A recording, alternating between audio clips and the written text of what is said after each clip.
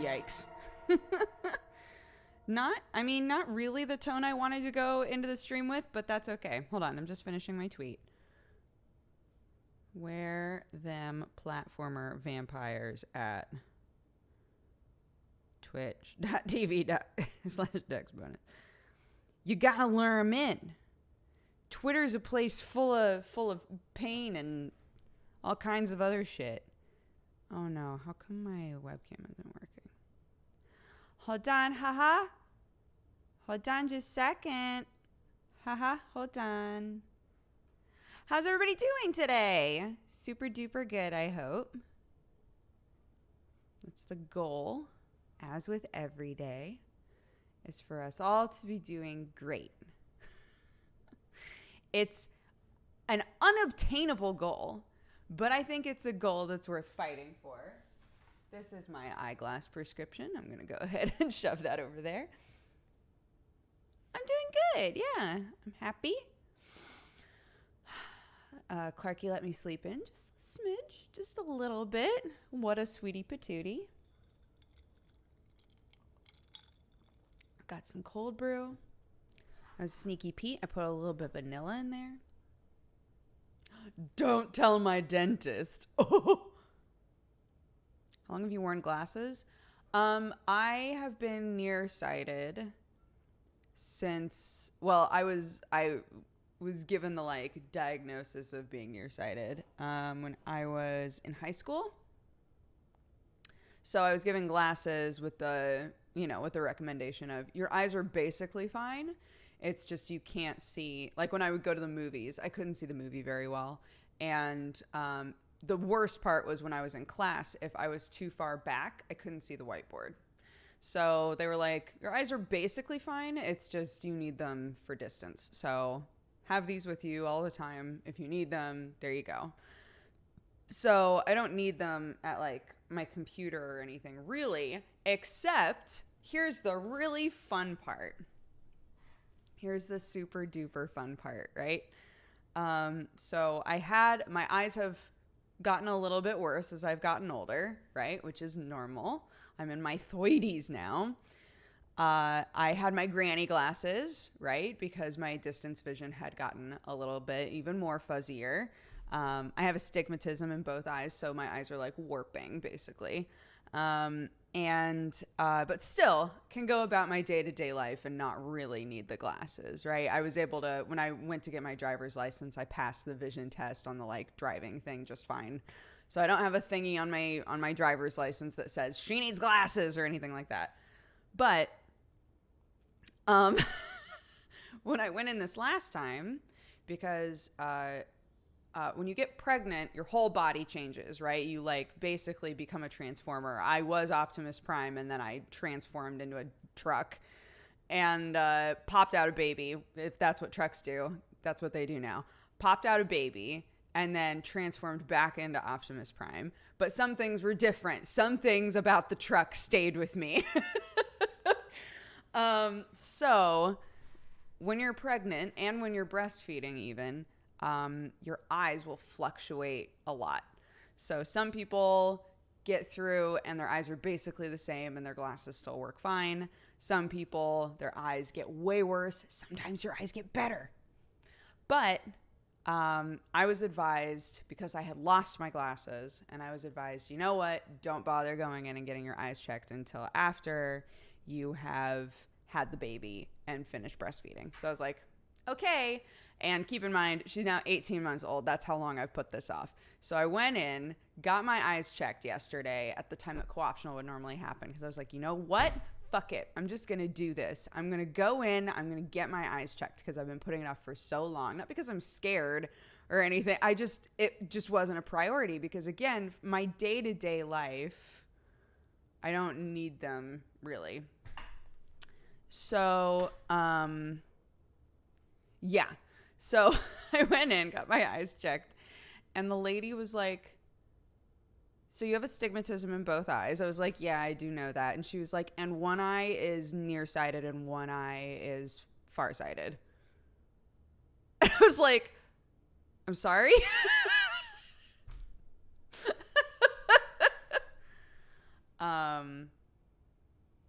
Yeah. So that's what's happened to my eyes since being pregnant is I was nearsighted in both eyes, and now I am nearsighted in one eye and farsighted in the other eye. So I got my prescription. So now I definitely need new glasses. She said probably you will find that things that are close up, you don't really notice that you need glasses. And I was like, yeah, I assumed that my eyes were both still nearsighted, that I still needed them for distance. And she was like, yeah, I think you'll find that over time, like when you get your glasses and you put them on, when you're like sitting at your desk or something and you put your glasses on, you'll find that things at your desk actually are clearer and you just didn't realize that they needed to be clearer. And I was like, so perfect vision in a way. Sure, yeah. Perfect balance is all things should be, etc. memes. You're farsighted and nearsighted at the same time. You know, of course I am. Why wouldn't I be? Cheers.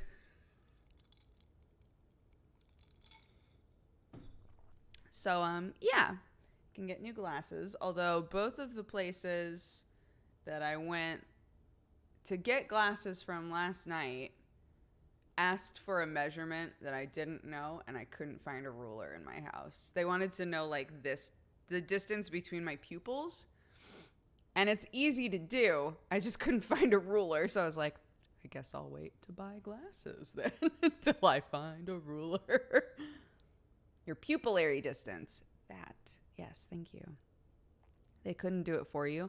I didn't want to buy glasses at the store because I know they mark that stuff up. So I was like, I'm just going to go home and like use one of those services that sends you some frames or just get cheap frames and see how they look or whatever. I don't care, right? I don't need like super fancy hardwood frames or anything. I've got a baby. She's probably going to annihilate them. So I don't I don't want to get anything expensive. The place that I was at was like, "Are you interested in some Ray-Bans?" It's like, "Not really." So, yeah, so they just gave me my normal prescription and I went home and then went online to a couple of different places and saw that all of these places asked for pupillary distance and I was like, "Oh. Clarky, what are you screaming about?"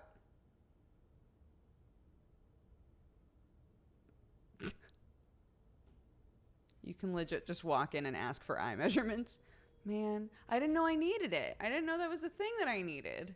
So I just said, give me my prescription and I'll leave. They were like, okay.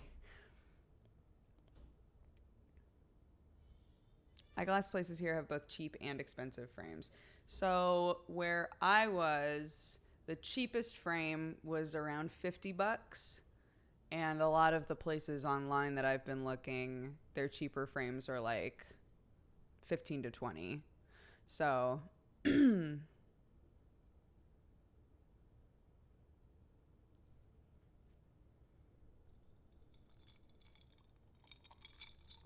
it depends. Look, again, I think if you're somebody who's going to be wearing glasses constantly, which look, I might wind up being, I don't know. I don't know yet until I put the glasses on how big of a difference it's going to make for me. But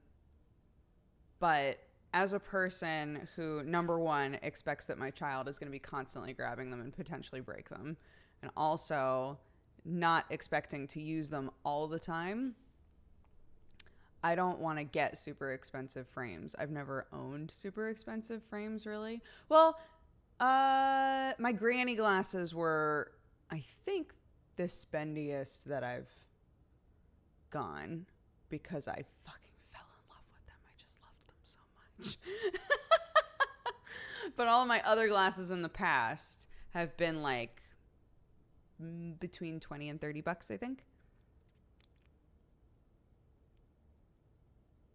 Contacts are pog. Since my eyes have astigmatism, my eye shape is warped. So you can get contacts for astigmatism, totally. But in the past, when I've had the astigmatism contacts, they just did not feel very good. Obviously, I've worn contacts just fine in the past. I've worn them on coffee time. I've worn them on streams, etc. And it's been fine, but like I can't wear them for very long without them starting to really hurt. What happened to the granny glasses? I lost them in Vegas, and it was great. And by great, I mean it was not great at all. I was really upset.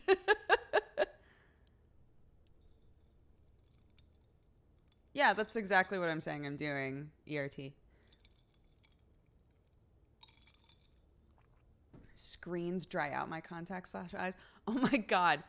2 of the places that I went to look for frames were like, would you like protection from fry eye? And I was like, what the fuck is fry eye?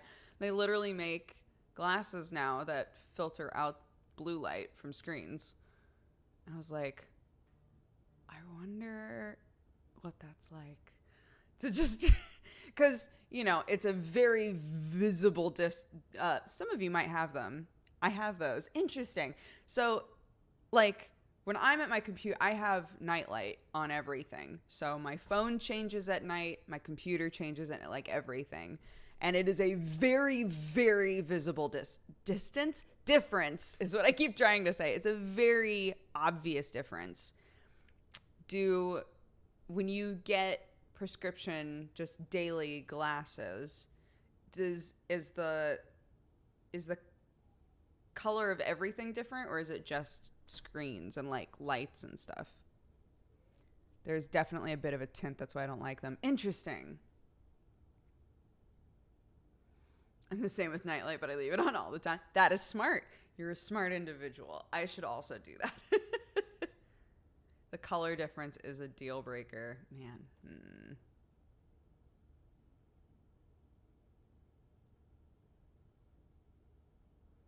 Some are more subtle than others. My big thing is... Oh, welcome! Welcome to the Cat Gang. Thank you very much for the new sub. My big thing is if I wind up wanting to use these glasses all the time, right? Can you get lenses that don't have the reflection in them? If I'm on camera all the time and you can always see reflections in the glasses, that seems silly. But I know so many people with glasses that do what I do. That must be an option. Yes, you can. Okay. Anti-glare coating, anti-reflection coating. Okay. Anti-reflective coatings are a blessing. All right. Okay. All right. Thank you. Thank you, all of you.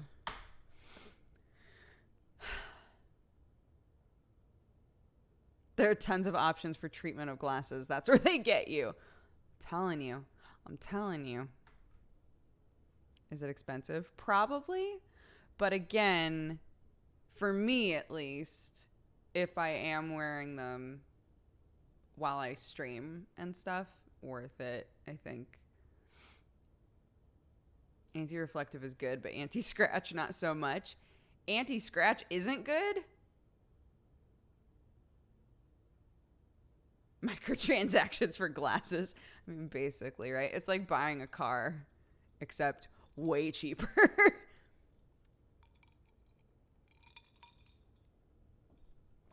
Oh, it's more expensive, but it's not bad. Oh, I see. I thought you were saying anti-reflective is good, but anti-scratch is bad. And I was like, how?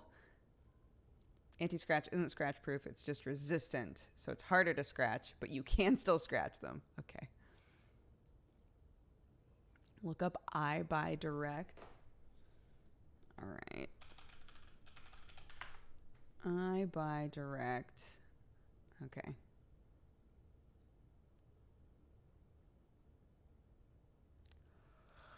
I'll look at that later, but I'll leave that up. Which kitty is the white one? Watson? Oh, they're gone. Sherlock is the big fat black cat, and Watson is the tiny white cat.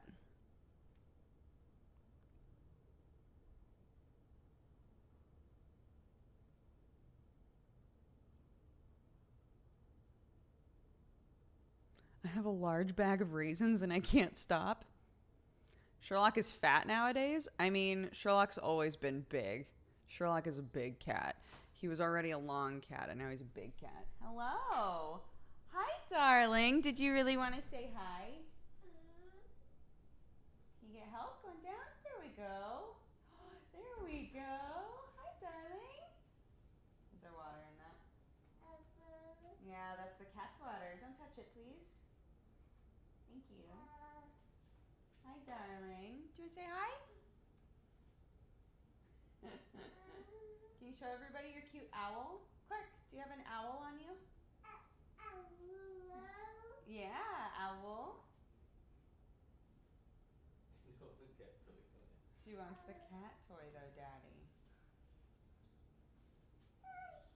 Cat toys and baby toys are interchangeable. I don't know if you all knew that, but it's true. 1, 2, 3. 3. What's next? Oh my gosh. The fish becomes the fisher. You can't see her, but she's cute. Hi. What are you doing? Yeah. Bye. Bye-bye. Love you. I guess you got what we came for. Okay, great. Love you both. Bye-bye. Have fun.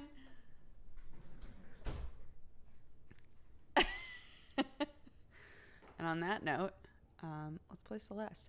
So I told you guys that I would probably do some B-side stuff off stream. I did. I finished up the hotel and I got the cassette for the next area, but I have not started it yet. So we will be starting the next area together, but I did finish the last one on my own. It even had a B-sides version of the like boss fight, which was interesting. I was like, oh no, I was so stressed out. But it was good. It was good. I died 600 times in the hotel level. My B-sides death count in the hotel was over 1,000, if that makes you feel better. So, you know, just like, don't worry about it. Okay, let's see. Got Celeste going, wonderful. Get rid of my cam, also wonderful. I bet I could top that. Here we go.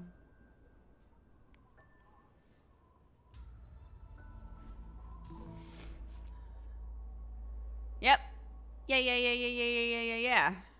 Oh, I also got a bunch of strawberries. I was texting Pluto, and I was like, I really hate you, because while I've been looking for these cassettes, I've been grabbing the strawberries, and he was like, yeah, because now you've been doing chapter 9 and all these B-sides, and you realize the strawberries are easy to get. I was like, they are. They're so much easier now. Oh my gosh, Hannah, thank you very much for the raid. Everybody say hello, raiders. Welcome to the stream. We're actually just hopping into the game, so perfect timing. We've been doing some Celeste B-sides so that we can finish the chapter 9 DLC stuff.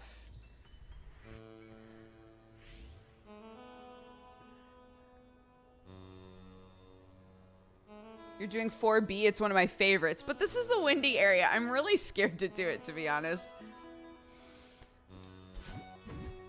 Oh, Lord. Okay. Casually texting Pluto, I hate you. Yeah, you know, it's actually not that weird. Oh, no. Okay.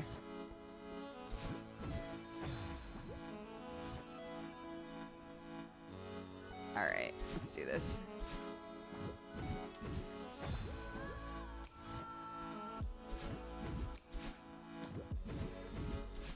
Oh.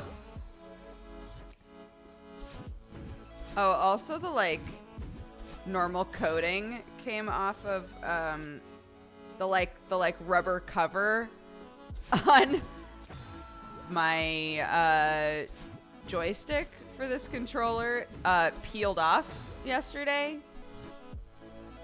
It was already torn, but I was trying to keep it going, and it died. So that's where I'm at now.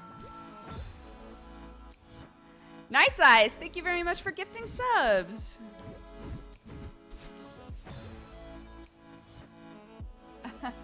I almost texted my boss today to tell him I hate him. Probably won't go over as well as me texting that to Pluto, but how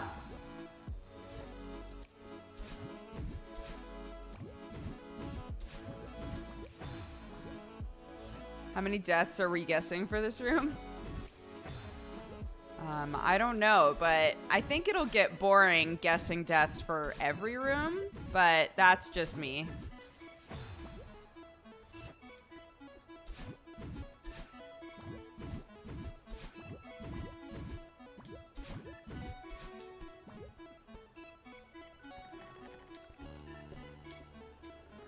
Nope. Just kidding. Just kidding.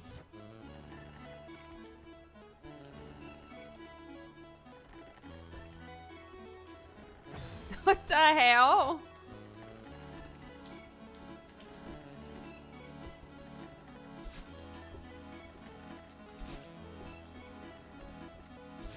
Oh, fuck. Come on.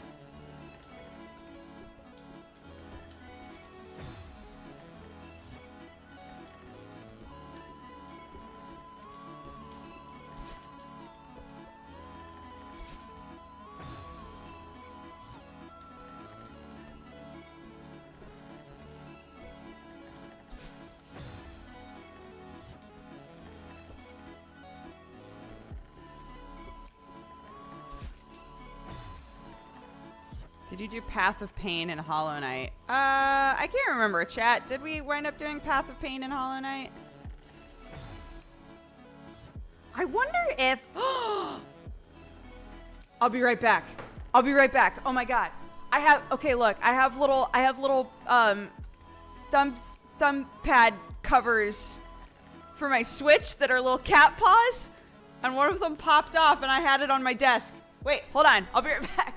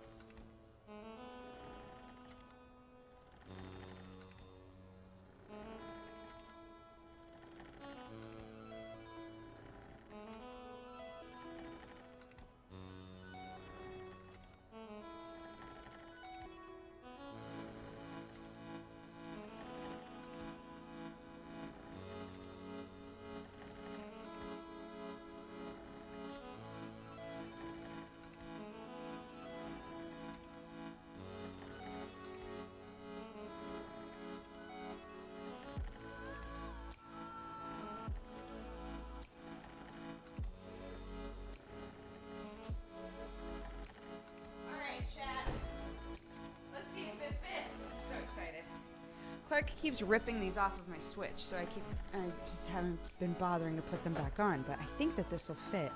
I'm so excited. Oh my god, I think it does. Oh no! Oh, I died. Look, it's fine. All of these deaths can count. I don't care. I'll just pause. Show us. But my controller is very dirty, and I don't want you guys... I'll just show... Look, I'll show you... Hold on. I'll show you this. This is... Isn't that cute? So I have an orange cover for my Switch, and then I got these to put on the joysticks, right? But Clarky keeps ripping them off because she's rude. But yeah. But it went around that just fine. That's great. I'm very happy about that. Okay, wonderful. That's pretty cute. It came with 2. I got them on Amazon, but it came with much better. I say as I die. It came with 2 orange ones and 2 blue ones. You should clean your controller monthly. What if I clean it once every like 2 years? Is that the same?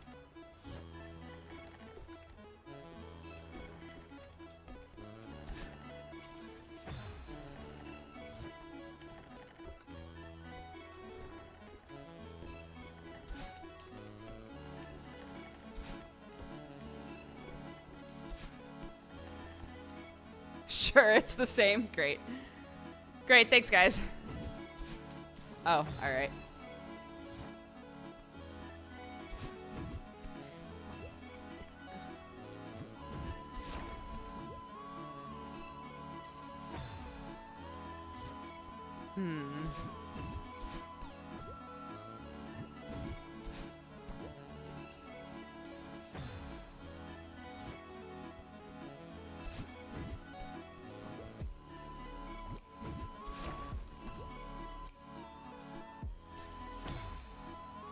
I guess I just...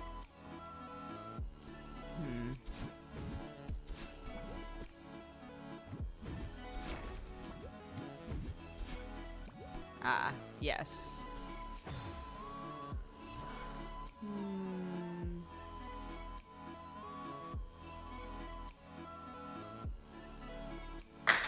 Oh, God.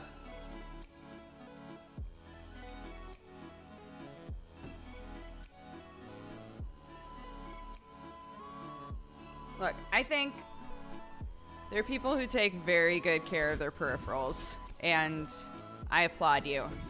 And then there's me, and I do not take very good care of my peripherals, and I wish that I did, and I should.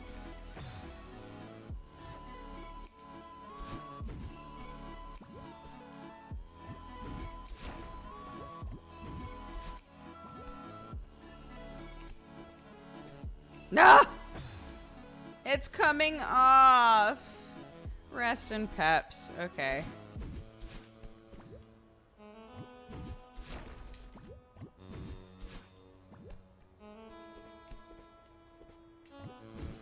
No!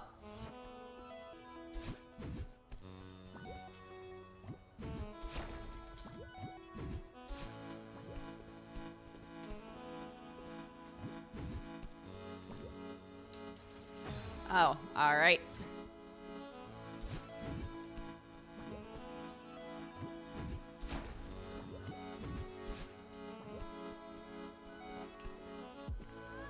Ah!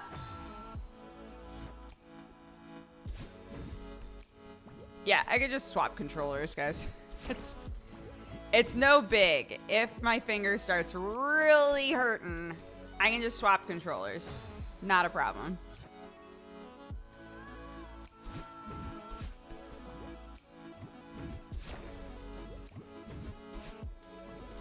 Oops! Alright. Oh, you know what I should be doing? Because wall jumping doesn't use stamina.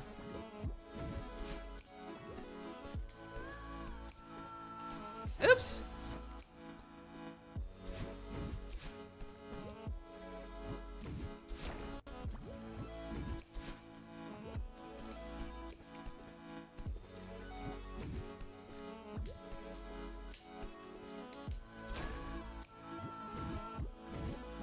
No! Do people do speedruns of this game? They do, and they're crazy. They are awesome. They all at once make you feel in awe and inept at the same time. No!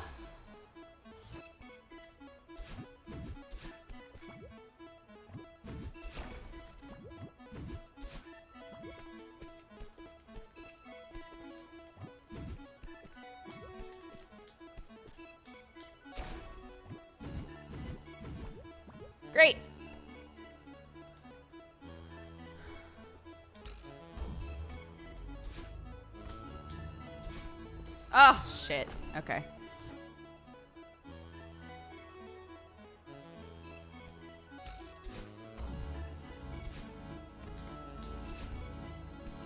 Alright.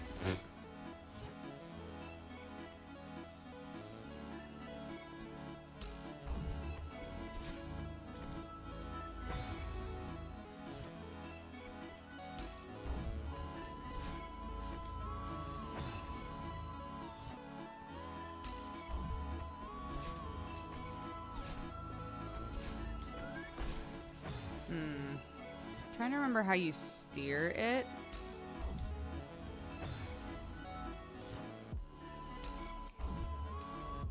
Maybe you can't? Maybe I can't steer this one. Oh, I have to be on... I have to be on it. I have to be on top of it. Got it.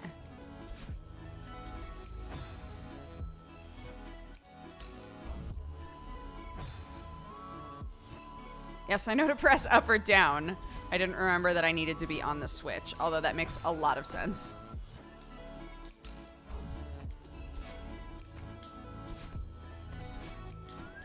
Shit.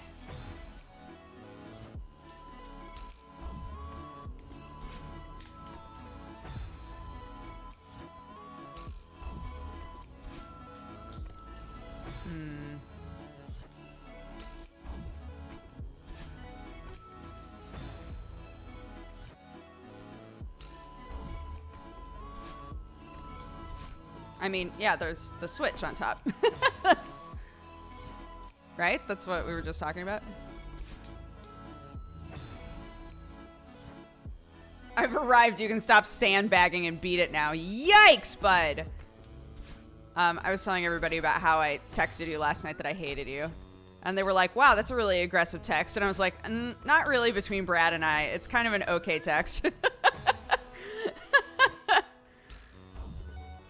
It's like a par. It's a par text, I would say.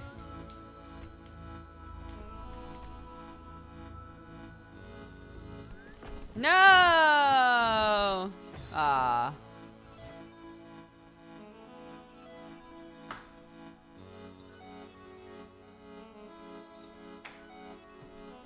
Character reminds me of Hilda. Yo, I love Hilda. What a good little cartoon. Shit.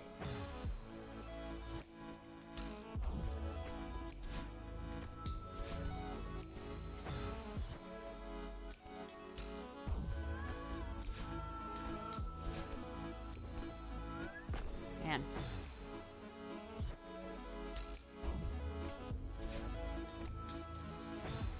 I think, honestly, I mean, I understand getting mad at this game, for sure. I've been mad at this game before, but, like, I think, for the most part...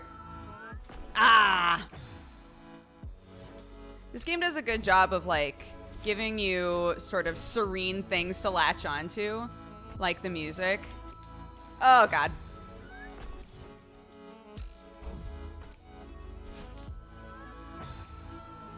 I thought you already passed this level. We're doing B-sides. We have not done B-sides for this level.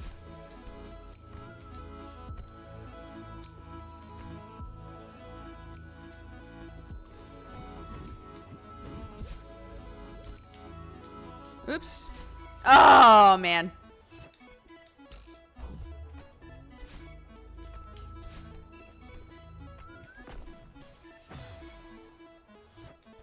Cool, cool, cool, cool, cool. Tight, tight, tight, tight, tight. Love it, love it, love it, love it.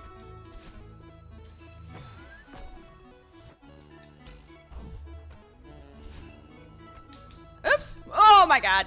Nope.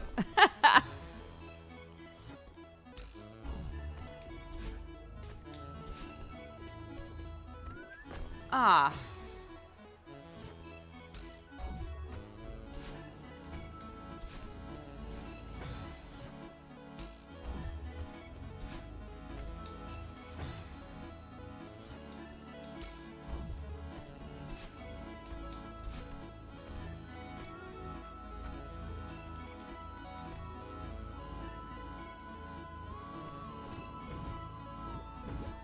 Ah, shit.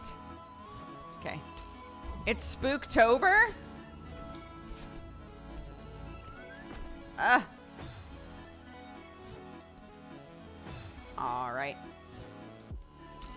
This game wants you to beat it and does everything in its power to encourage you. You know, that is a good way to put it. It's like the opposite of the Sans fight. The Sans fight is designed to make you quit on purpose.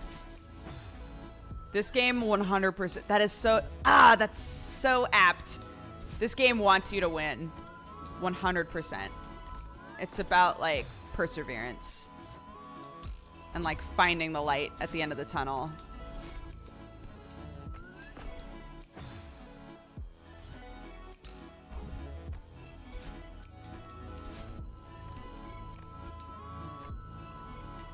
No!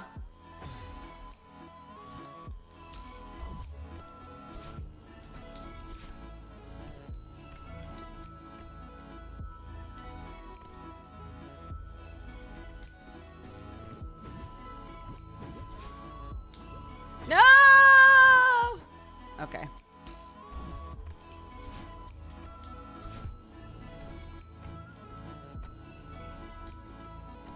Oh! Son of a bitch.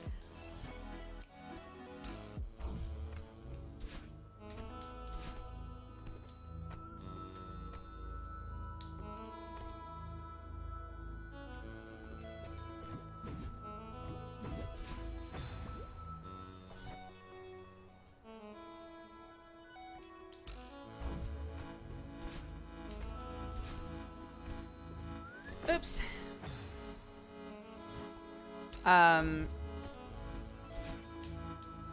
Brad Pluto also told me that the seaside stuff is actually really short, but like super difficult. So if I'm really determined to beat Chapter 9 of Celeste, I might as well just do the seasides. No!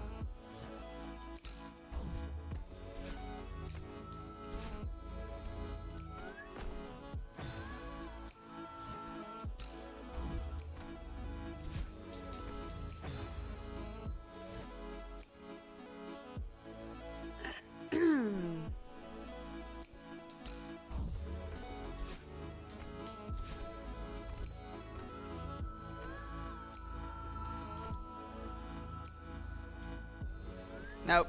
Too far. Seasides are a lot of fun, excluding Chapter 8. Yikes. Okay.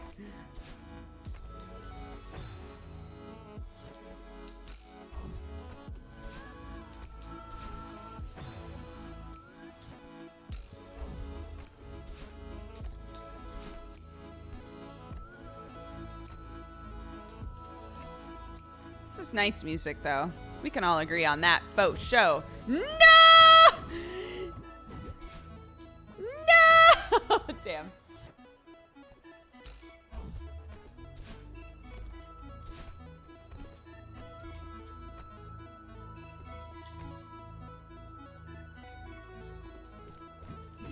Shoot.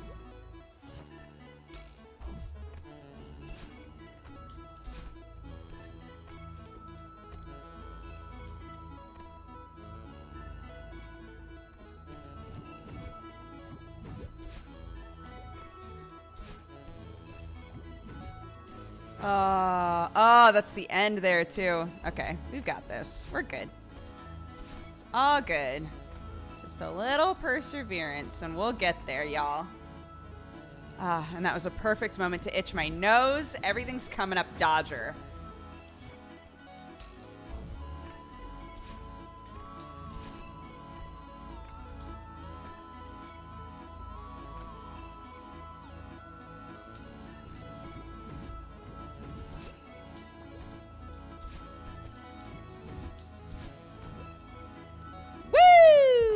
Okay. How far are we in the B-side?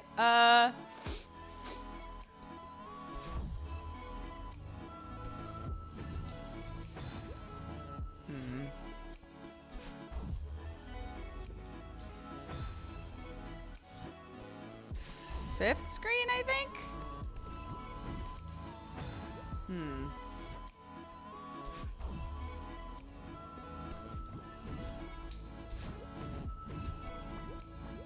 There we go. No, the wind! I don't want to do windy stuff.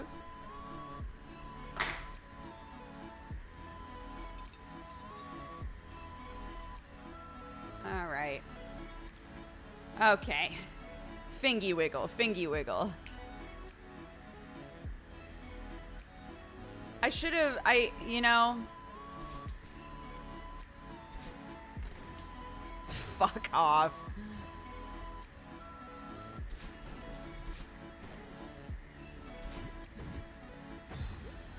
Clark is really into wind. I don't know why.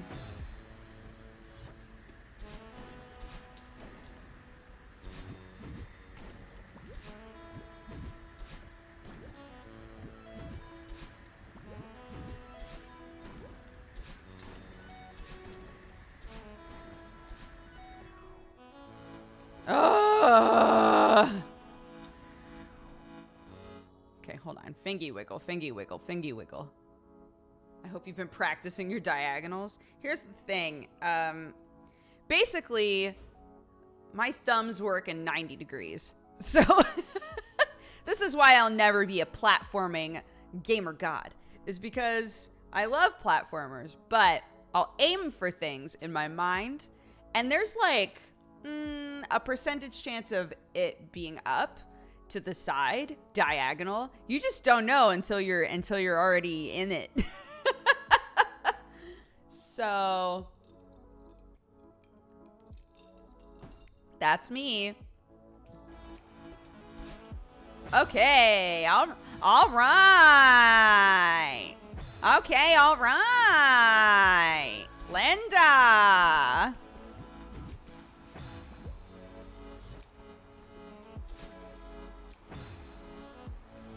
Not a platforming gamer god. Am not confirmed. Welcome, you. Oh my god. Coffee drinking burrito babe. Yo, new sub. Thank you very much. Welcome to the Cat Gang. Son of a bitch. I've got to do this for Upstart. For Upstart. Oh, Jesus Christ.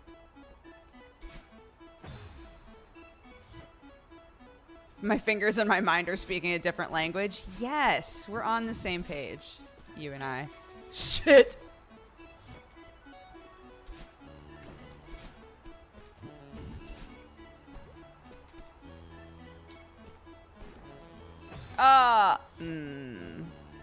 If only my little feeties had touched the sweet brick. Surely then.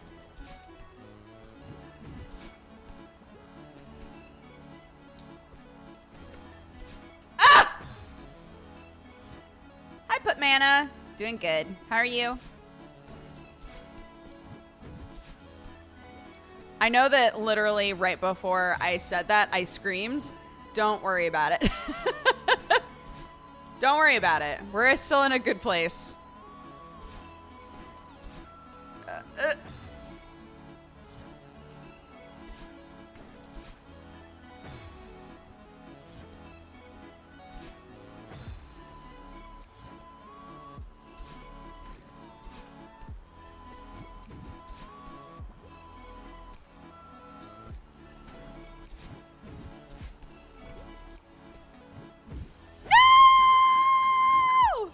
Rest in peppers. I was nearly there, though.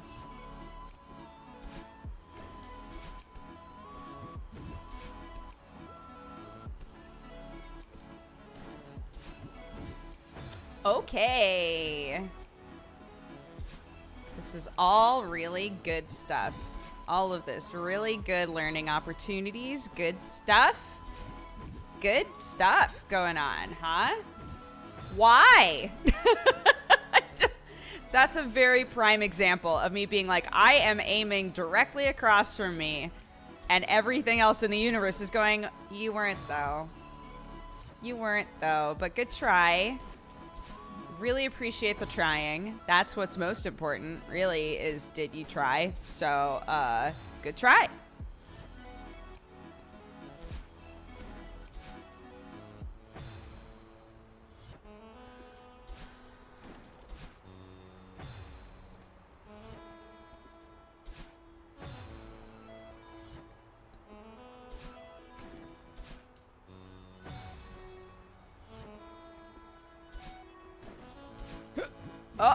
my god, that all happened so fast.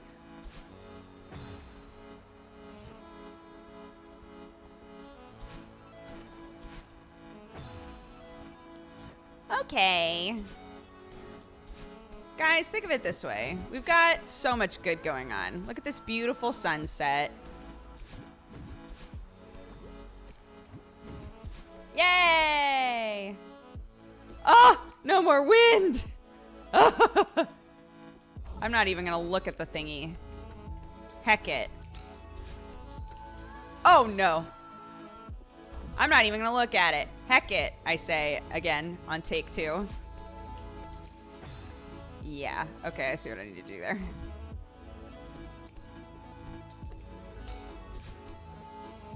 Nah.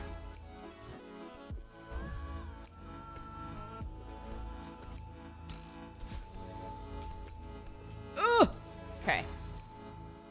I hate this screen. What? But there's that fun little, like, swoopy dupe there.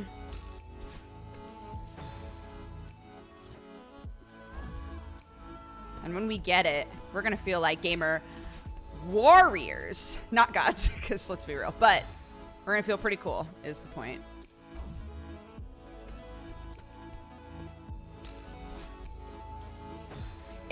It continue even when you're not touching it anymore, like continues to slide you up, kind of. Or at least that's how it feels. Do I need to get above you? Maybe that's what needs to happen here.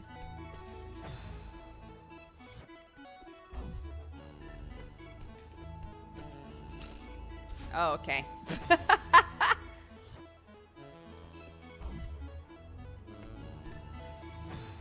There's a comic that I keep seeing. This is sort of off topic. There's a comic that I keep seeing recommended called Monstrous. And I have yet to read it. But I want to. Oh, no! Nearly there.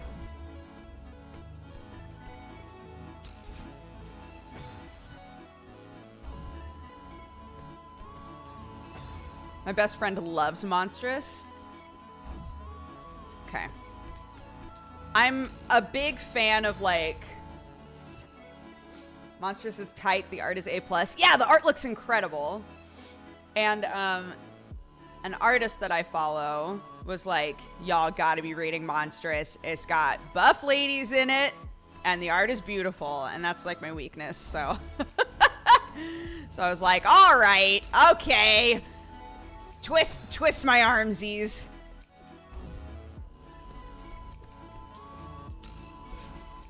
Oops, all right.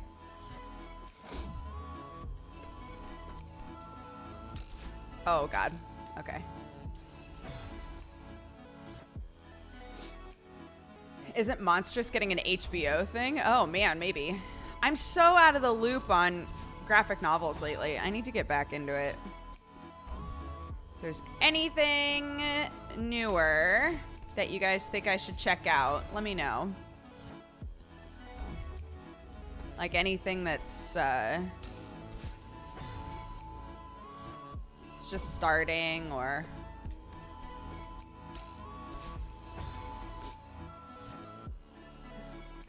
buff ladies and good art. I'm already into it, right? Same.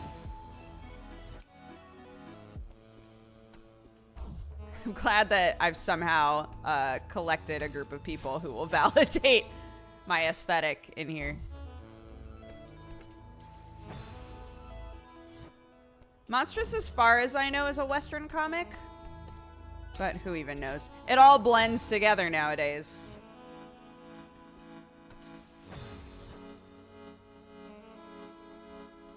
Aesthetic, it's called a fetish. Is it a fetish if I want to be the buff lady, though?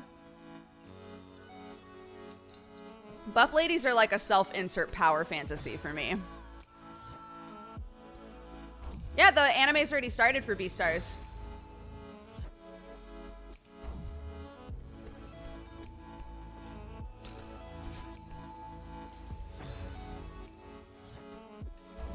I don't really care if it is a fetish either ways. I'm just saying.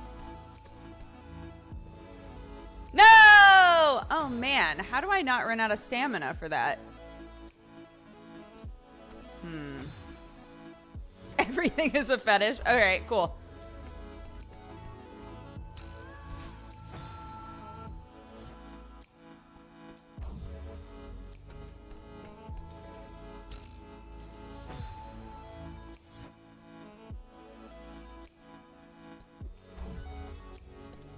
Yep, Beastars has begun. The adult Zootopia revolution. It's here.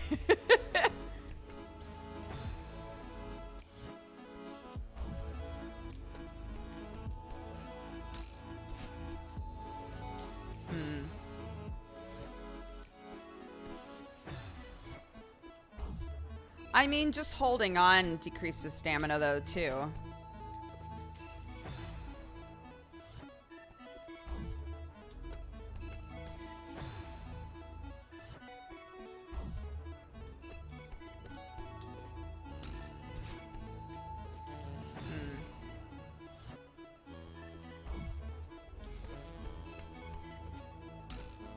Up, all right.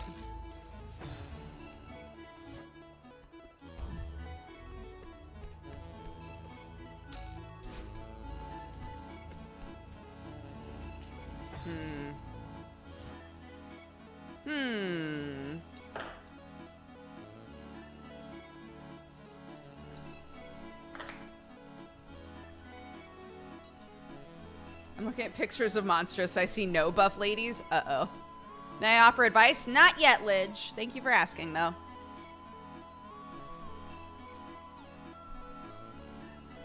Alright. Okay. I just got cold brew all over my hand, so give me a second. Just for where to jump. Nope. But thank you.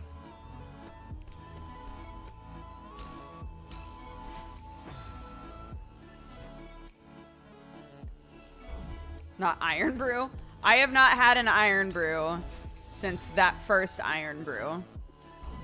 And I gotta be honest, I have no desire to have an Iron Brew for the rest of my life.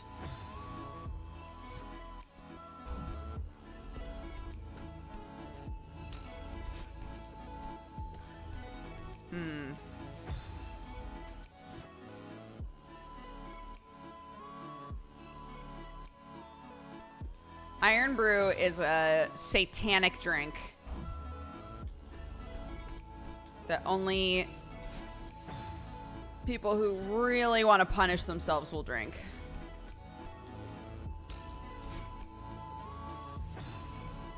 As someone from Glasgow, ouch. It is so sugary. Y'all crazy. Says the American. Yeah, it's worse than American drinks. 100%.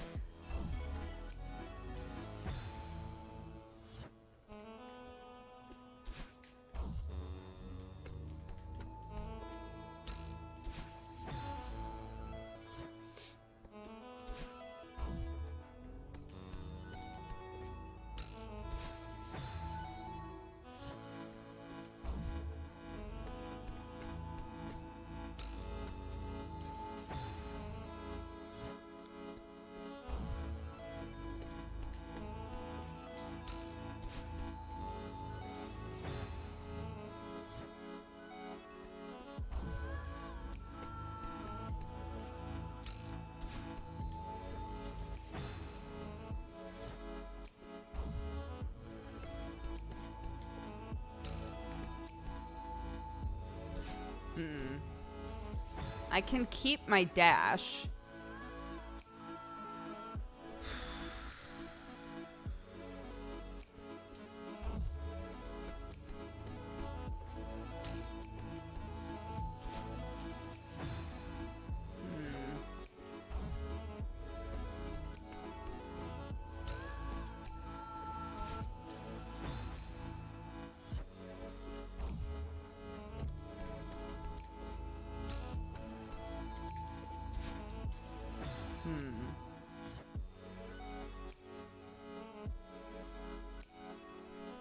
The screen may be torture, but at least it's pretty torture. This screen is alright. It's just jumping puzzle. I'm okay with just jumping. If they throw a jellyfish in at the very top, I'm probably closing the game, though.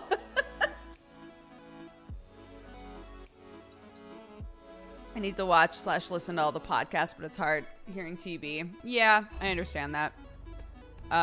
When the, like, TB documentary, like the fan documentary came out, I couldn't really watch it. Which I feel so bad. I had so many people like, did you watch? No. I just couldn't really do it. But I'll watch it sometime. It's just weird to watch it right now for some reason.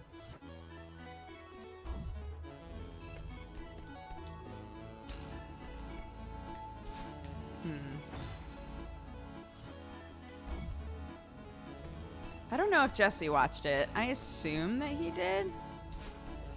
But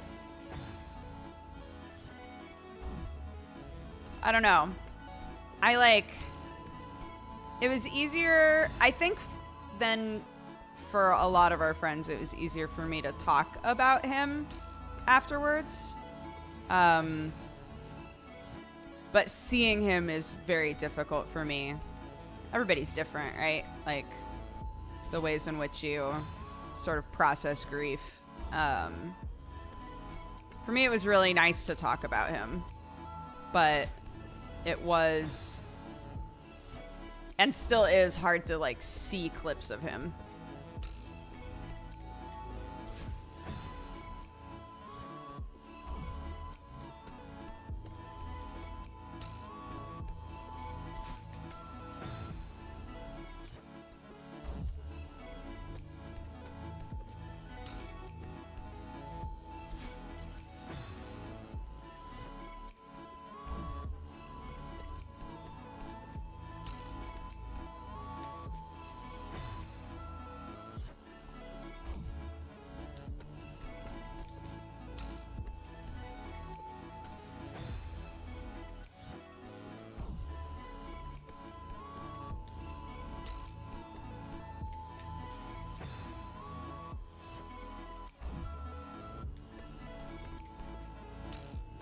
Yeah, my family was visiting when I found out, and it was so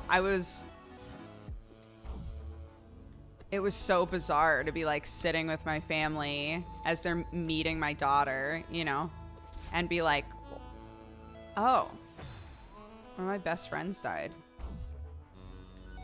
It was a really strange moment.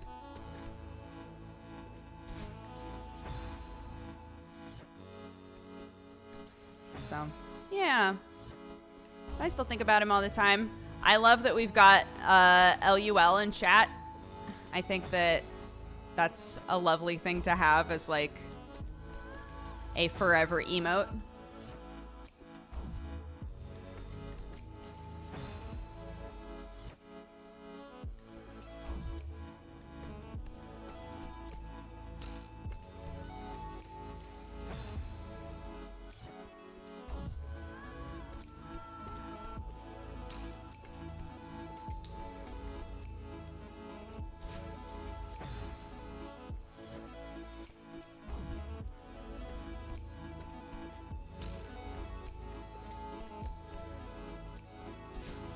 Oops.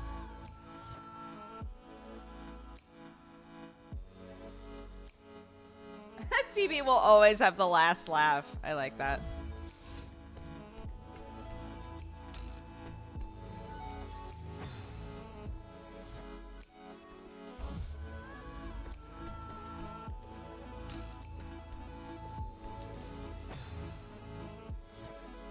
I immediately went and bought the TB voice pack for StarCraft 2, even though I couldn't really afford it. I've been using it ever since. It makes me feel like you still hear sassing my bad plays.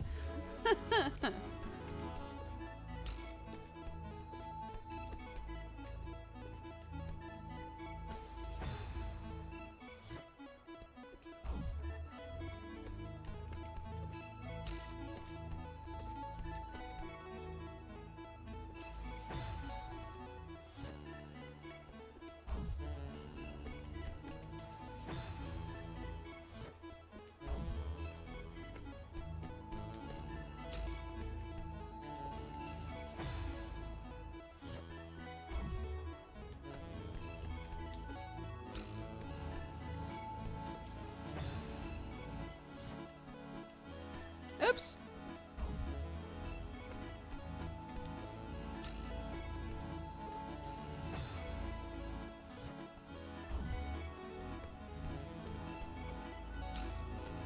Oops.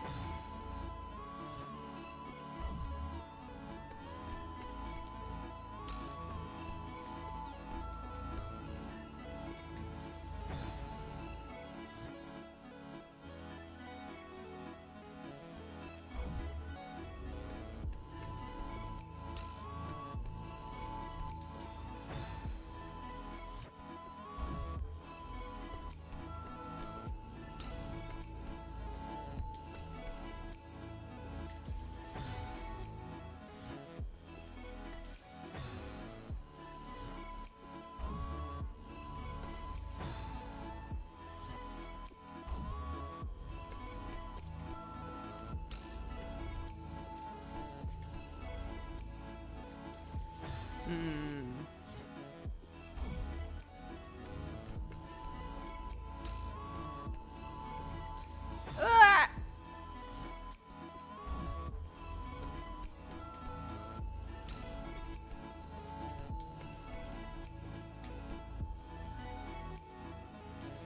Hmm.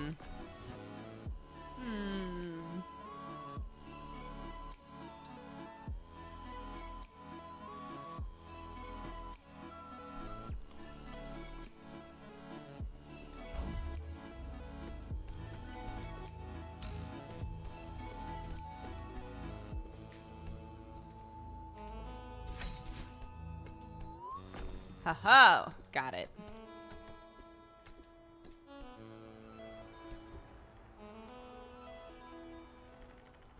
First try. That's made the record show.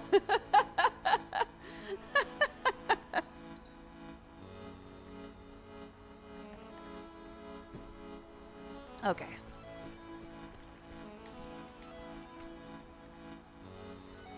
All right, Thummy.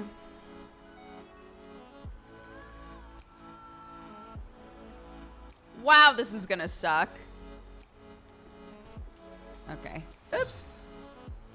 How are the wind levels treating you? It's not too bad so far.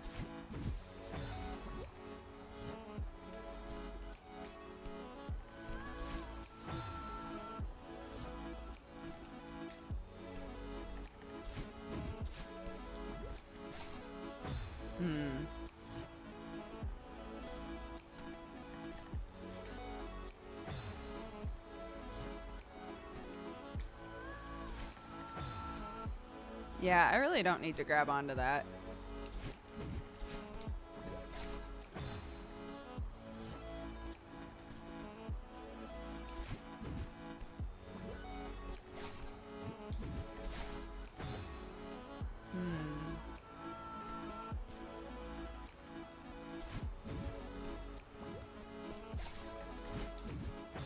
Oops.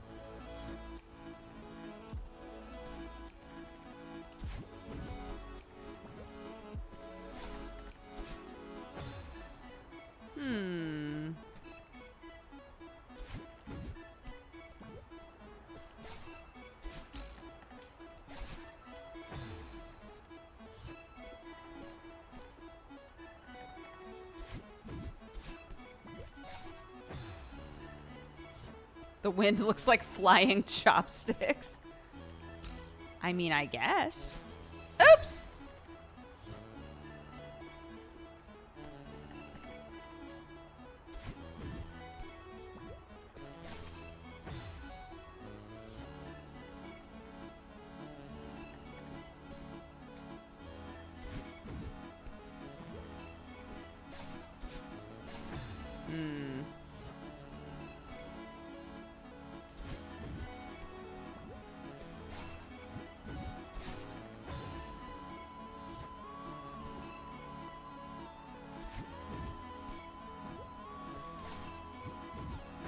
Where did the term sandbagging come from?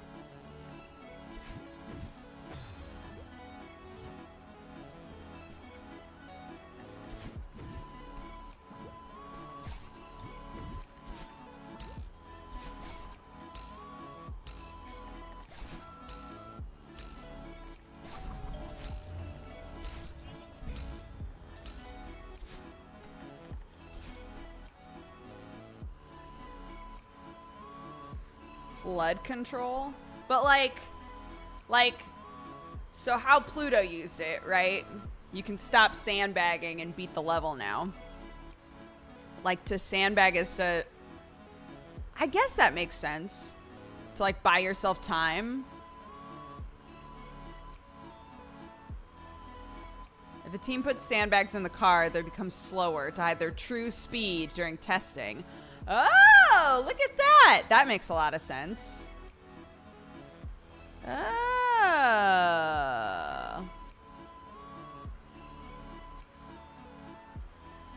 Someone beat me to it. Oh, now we all know. Look at that. We learn from each other all the time, don't we? My thummies need a rest. little thumb rest. Just an itty bitty one. Where are we at currently? 28? Okay. Turn that down a little bit. Why did TV live in South Carolina? That is where Jenna's family is, if I recall correctly.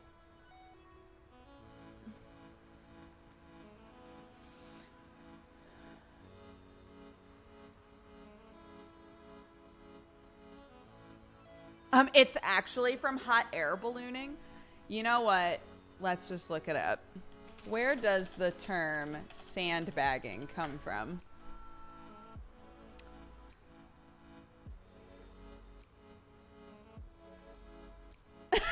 Okay, so this says... What? No, that's not what we're thinking of at all. That's not the right thing at all.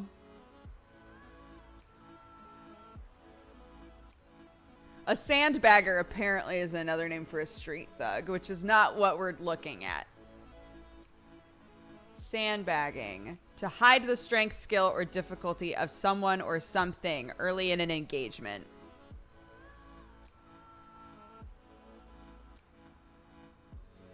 Sandbagging in billiards and other games means to deliberately play below one's actual ability in order to fool opponents into accepting higher stakes bets, or to lower one's competitive rating in order to play in a future event with a higher handicap.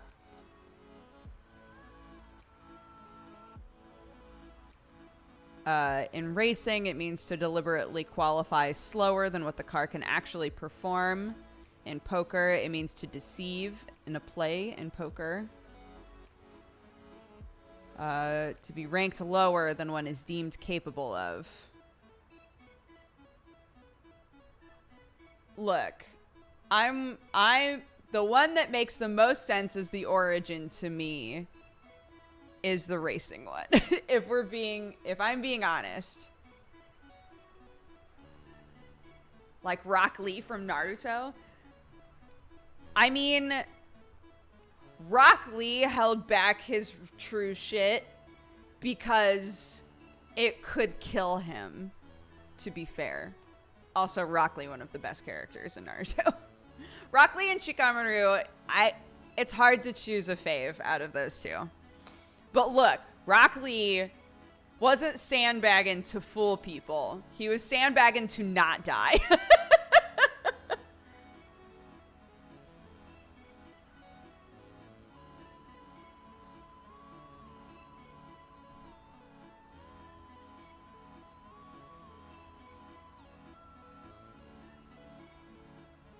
That Rock Lee fight was bomb as hell. Every Rock Lee fight is rad.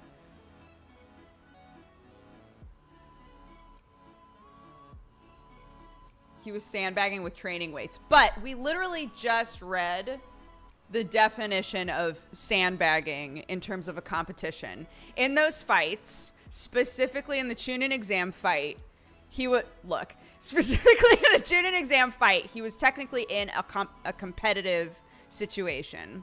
He did not have the weights on to fool other people.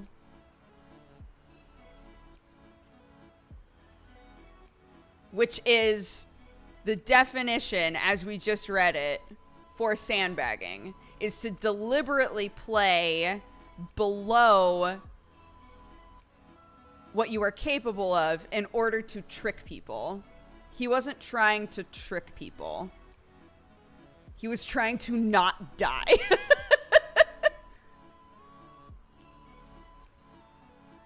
Naruto is serious fucking business. Look, I'm just saying. The Chunin exam arc is one of the best arcs in Naruto, and it's really early on, which is sad. But I've watched those fights so many times. The origin of sandbagging is actually from Naruto. I don't even remember Naruto anymore. Unbelievable. Okay, my thumb feels a little better. Let's do this.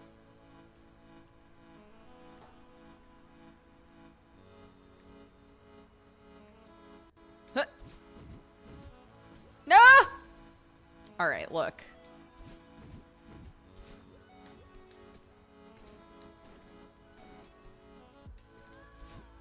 No!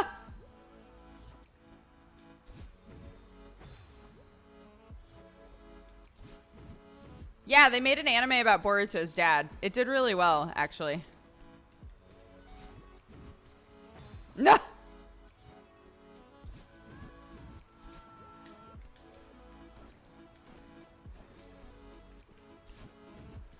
Shit.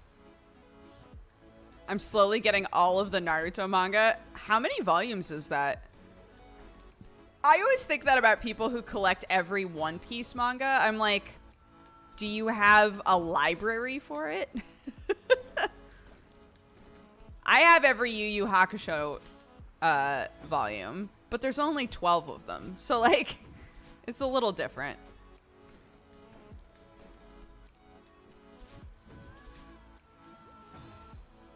$70? Yikes.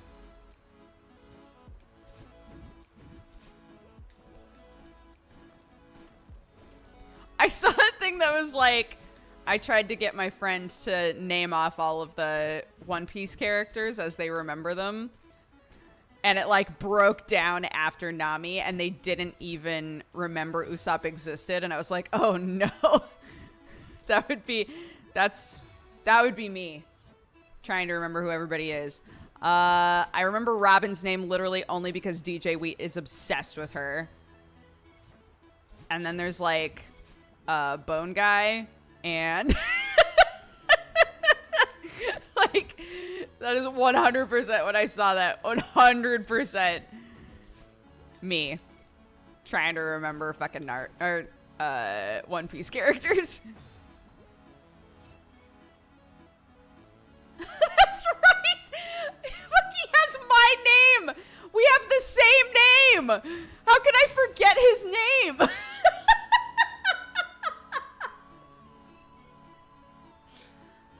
Fuck, that's really funny. How do I forget that his name is Brooke?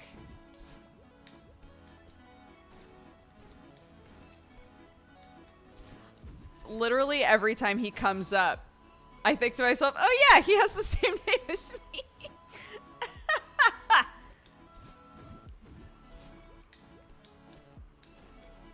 What can you do?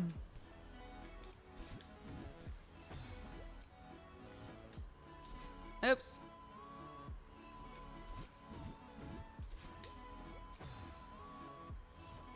Do you remember the new bunny girl's name?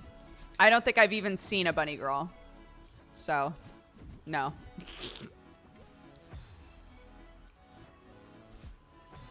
Brooke is a nice name. Thank you.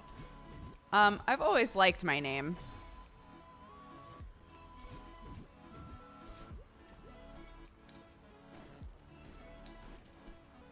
So I'm fortunate in that. I know a lot of people who fucking hate their names.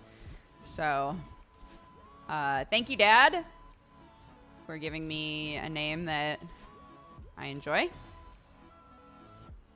I have also never liked my last name. I was delighted to take Sam's last name.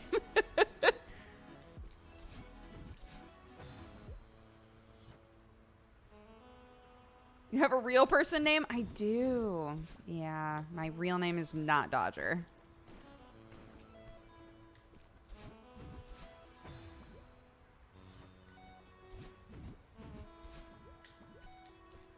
My last name was Lawson.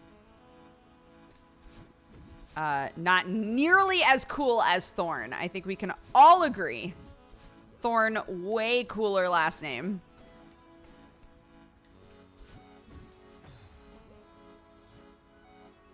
I thought it was Lee. Nope. Lee is my middle name. You have to remember that I started doing YouTube at the time when everybody was like, make sure that nobody knows your real name ever.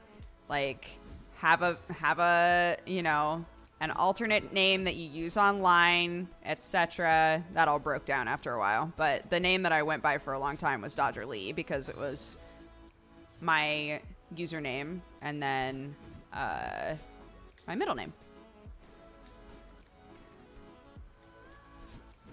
But yeah.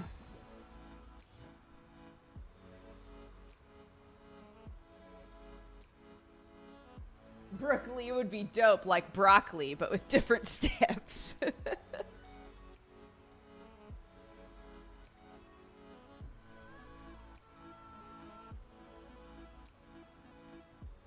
Thorn sounds like you rule a kingdom.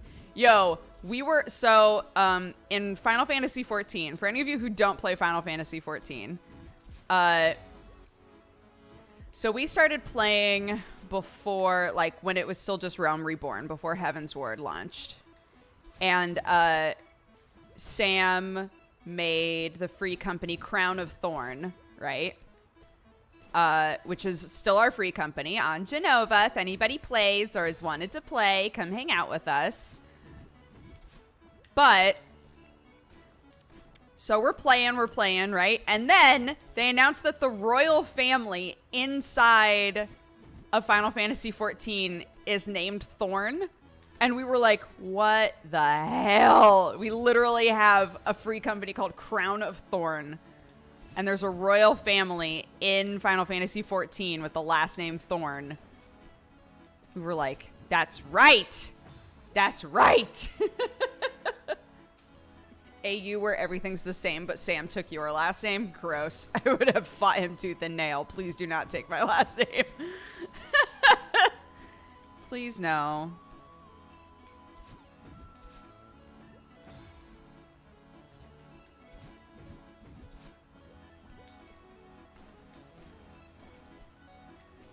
It's not that I hate it. It's not like I hate my last name. It's just so boring. Given an alternate that sounds awesome, like Thorn, I took that immediately.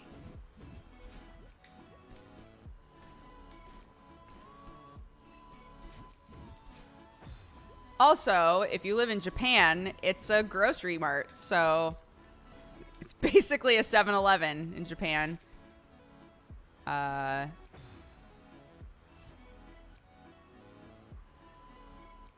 There are other people who have the great last name of Lawson, like Brie Larson. Well, never mind.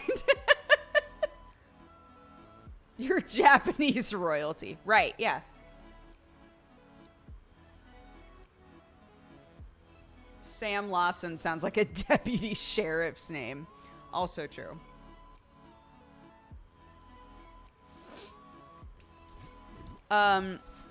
Yeah, with Thorn as my last name, I now fully sound like somebody who was named by hippies. So I love it. Big fan. My entire name is nature-based.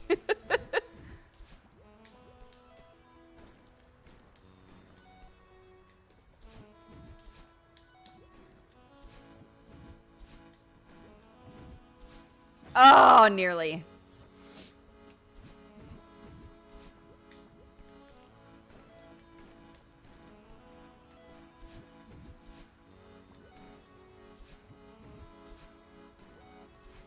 Oh. My parents are hippos. I mean, that sounds like it's probably exciting for you, right?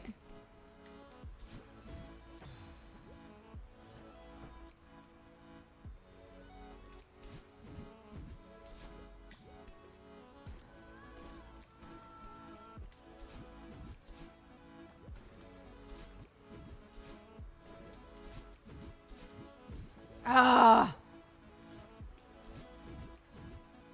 My thumb gets tired right around there.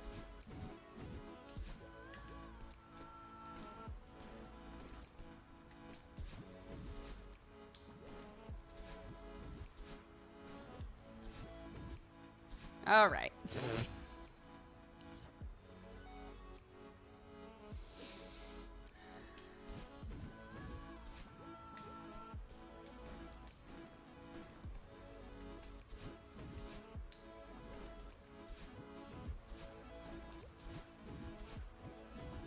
Woo! Oh my god. Okay. Woo-hoo-hoo.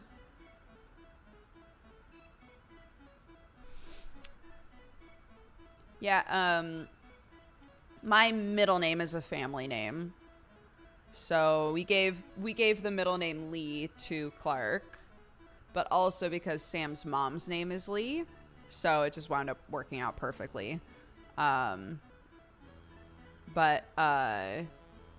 originally it was only the men in my family that got the middle name Lee, and it was Lee. And then when they had me, my dad was like, we should give her the family name, but they spelled it Leigh instead. So it's fun to like pass that down to Clark and know that there have been lots of Lees in the family, you know.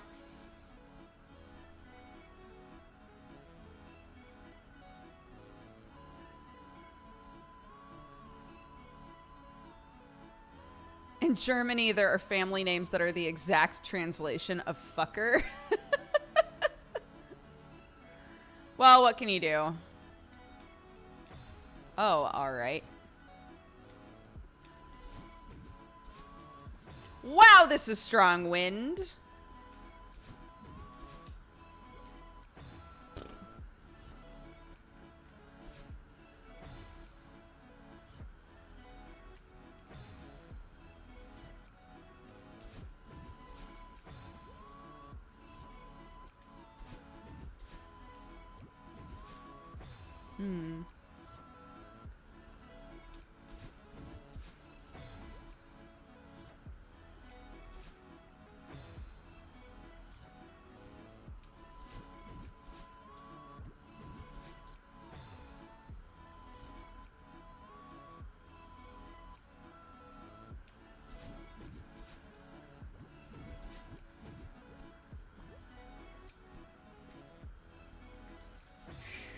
Okay.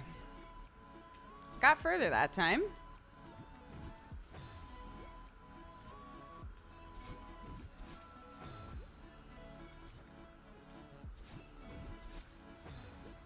This game looks tough. These are harder versions of the original levels. I'm having to do them in order to get to the next area of the DLC. So I think it's probably good that they do that because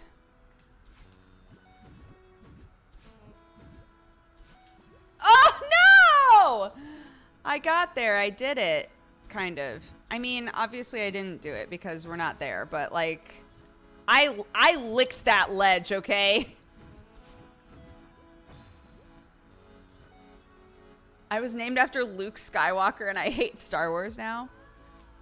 I always wonder that about Robin Williams' daughter Zelda, because literally that's people bring that shit up with her all the time, and I always wonder if she's like, no, it's great, or if she absolutely hates it.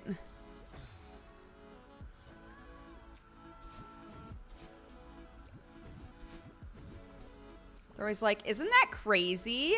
How you were named after a video game character? And she's like, haha, yeah, isn't that crazy?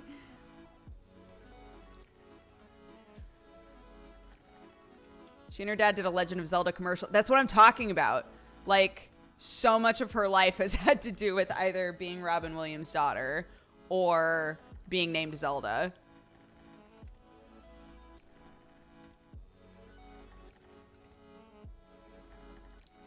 People always do the Luke, I am your father shit at me. It tilts me off the planet.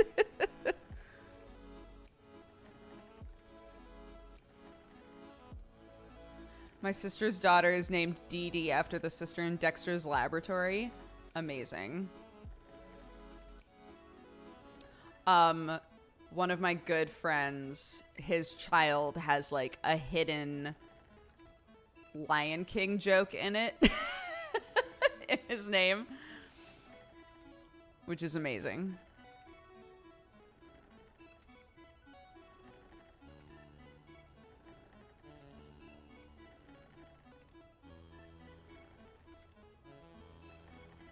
I know, Mikochi. I've seen all of that stuff.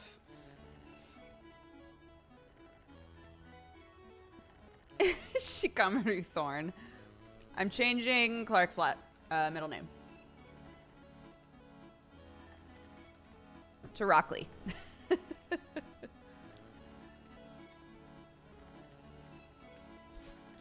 Oops.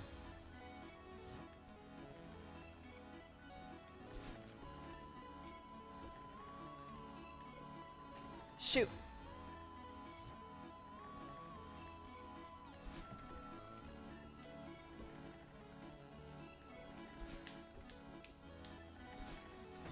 Oh man.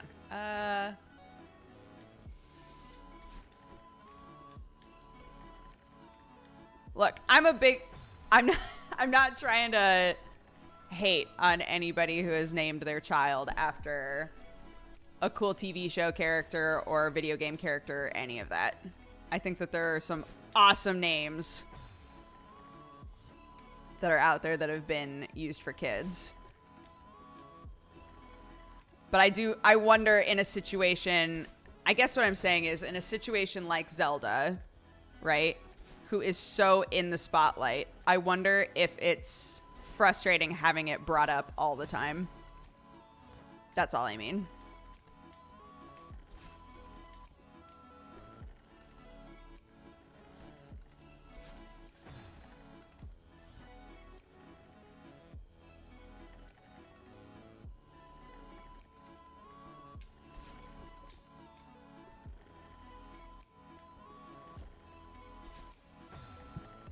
Hello, Itachi.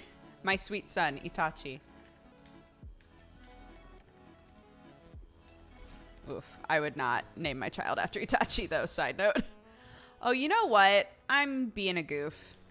I'm doing this all wrong, aren't I?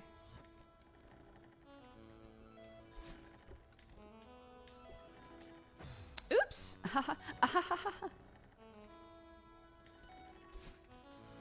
Yeah, I would not... Look, if I named my child Itachi, it would be because I really hoped he would murder all of us one day. Don't talk to my daughters, Khaleesi or Cersei, ever again. Yo, no, look, okay, when I was pregnant, I was looking at lists that were like the top current baby names. Khaleesi 100% was on there. Yes, my love? Take a 2-minute break for me. Yes, of course. Hold on just a second, guys. We're going to take a little break. I'm going to help my family with something. BRB.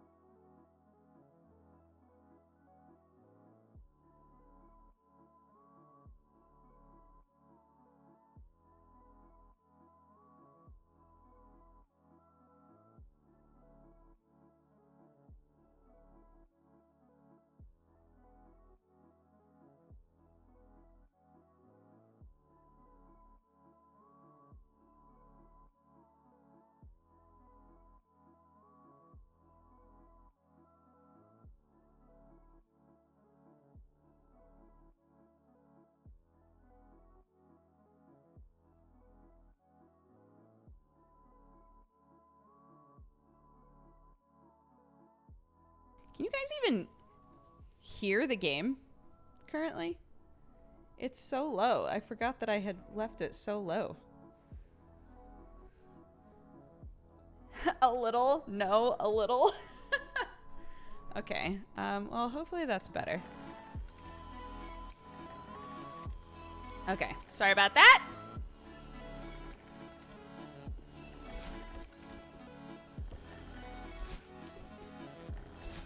Ugh. I'm naming myself Khaleesi. Great. It's apparently a very popular name among Generation Alpha. So, the overlay. No! Just kidding. Here we go. Don't worry. I just died twice is all. Ba-da-da.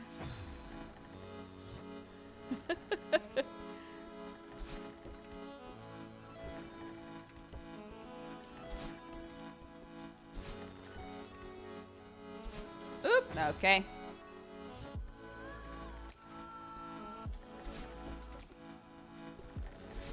Oops. I'm half tempted to call my kid Zelda, but it's gonna get some weird looks. I don't think so. I mean, I think Zelda's a very pretty name.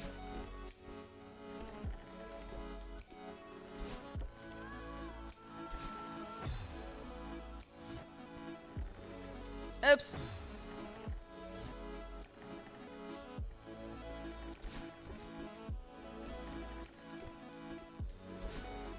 Whoa!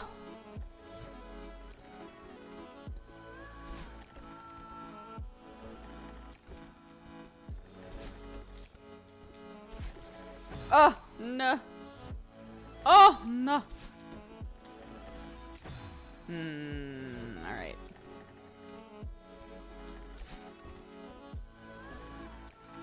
Honestly, I think that Zelda will get less weird looks than Clark will. Poor girl. Clark already isn't a very normal name in England.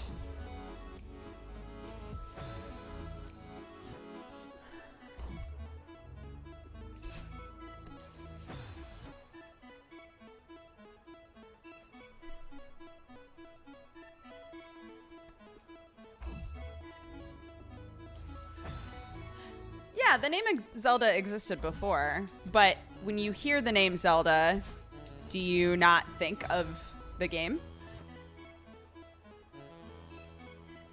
I have a lot of names I like, but my husband is picky. I was in the opposite situation where Sam was just like, yeah, they sound good. I was like, I would really love it if you could give me more feedback than that.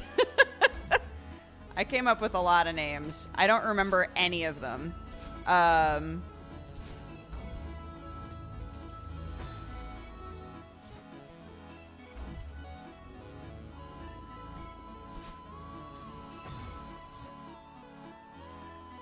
Is Clark considered a weird name? It's considered, number one, it's like most heavily associated with Superman.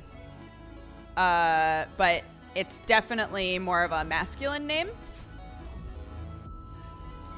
So, even if somebody's like, oh yeah, Clark, that's a normal name. It is not a normal name for a girl to have, I guess. Damn. It's cool that you named your daughter after the character from the 100. Sam's gonna burrow up from the ground and be like, no! Both me and my sister were named after trees. That's so cute.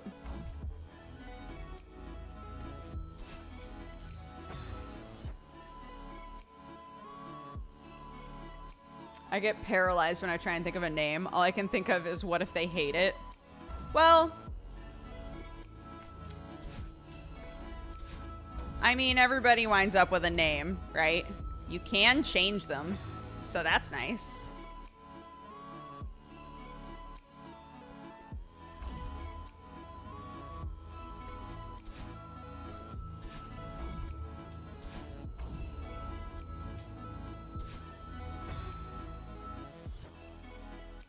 I have a very normal name, but my mom gave me an uncommon spelling. Interesting.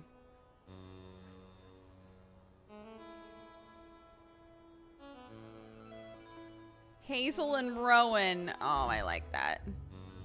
I know a couple of Rowans, but I don't know many Hazels. Oh, shit! Ah! Okay.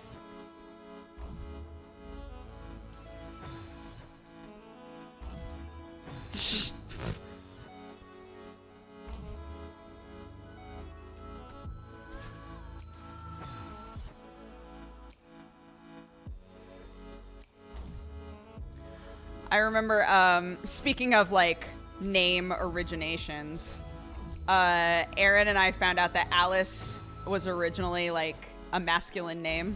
And we were like, yo! Should name a kid Alice! Oh, no! Okay.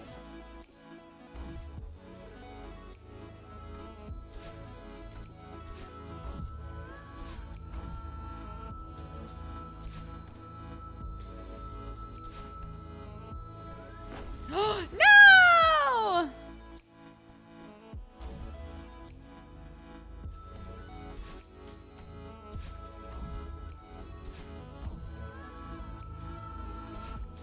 Oh, God.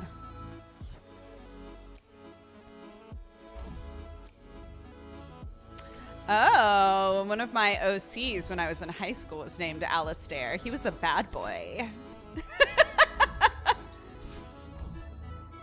If you didn't have OCs in high school, were you even really in high school, you know?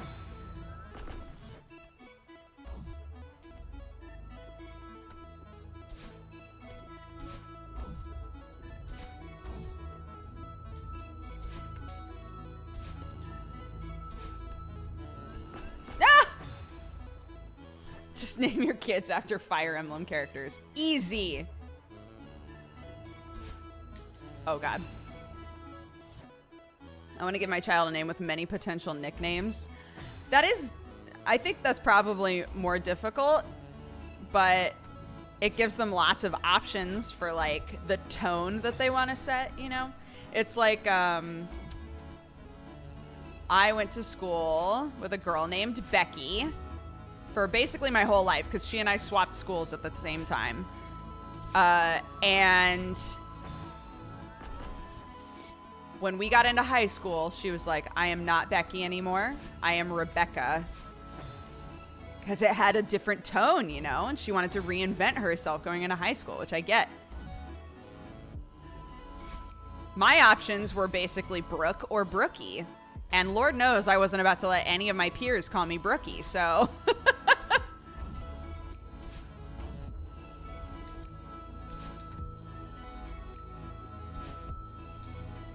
No!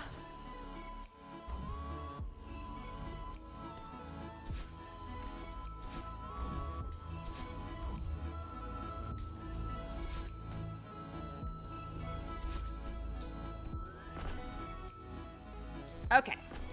Great. Brookathan? Brookathan is very good.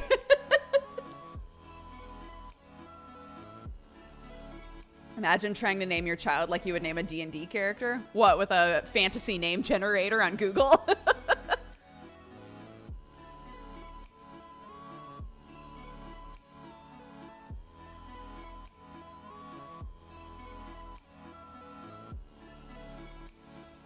Brookie is adorable. My parents call me Brookie, so it's like, I don't... Oh, interesting.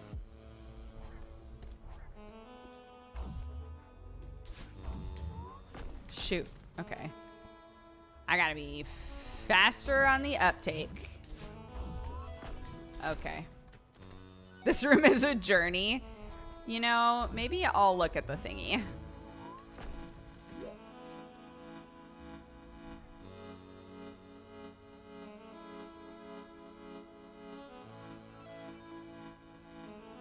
Oof. All right. Oh, okay. Okay, that's fine. Yeah, whatever. When did people start calling you Dodger? In college. Was a college nickname. Shoot.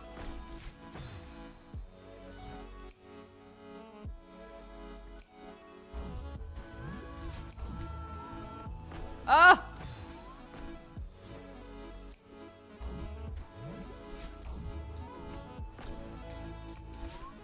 No! Okay.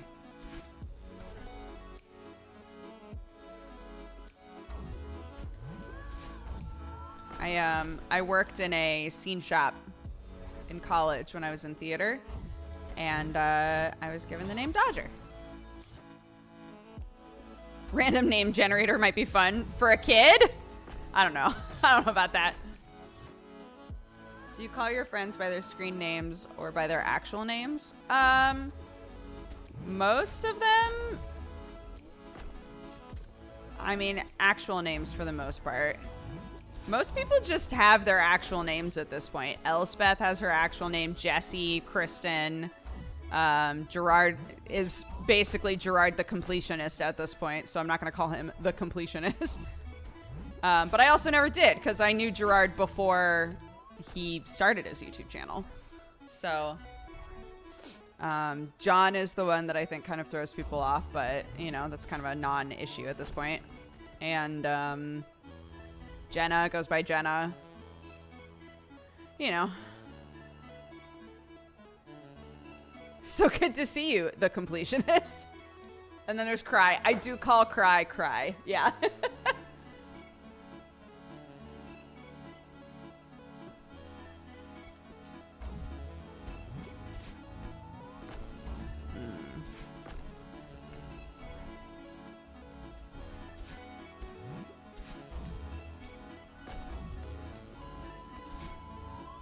What?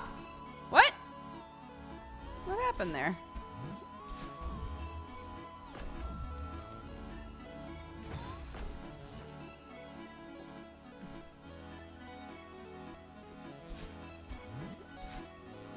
Okay, hold on. It's coming back too fast. But if I just touch it... Oh, shit.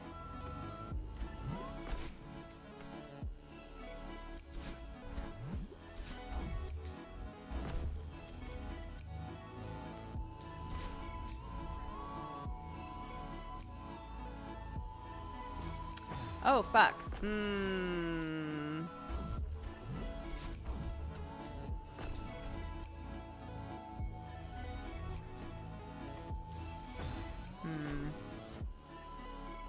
What do you call Octo? Alex. I call him Octo when I'm streaming, though, because there's so many Alexes. If we're in a situation with a bunch of Alexes, if it's like Alex Faziani and Octo, and then I'll just call him Octo. Mr. Pimp. Yes, I always call him Mr. Pimp, as is the way of his people.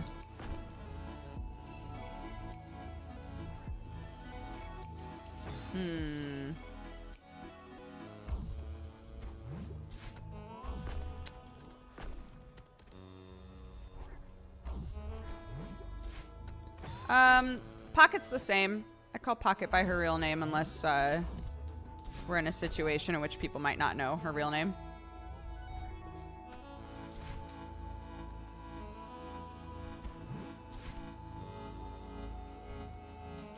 Shoot.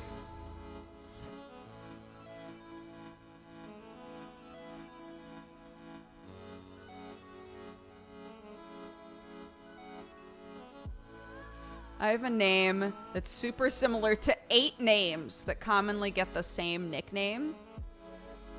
Like a Kaylee, Kayla, Katie sort of situation, or...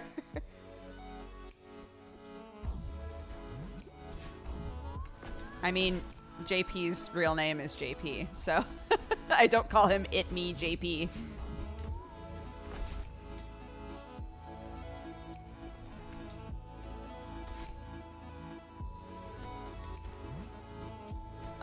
Okay. Well, alright.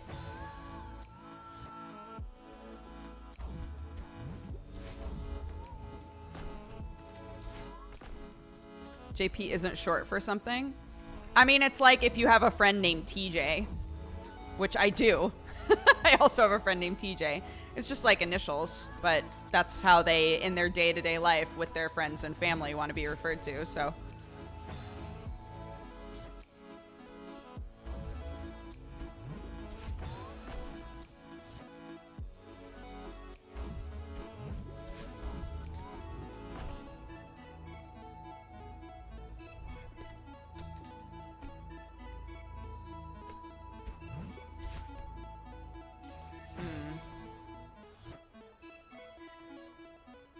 Who here has a last name no one can pronounce?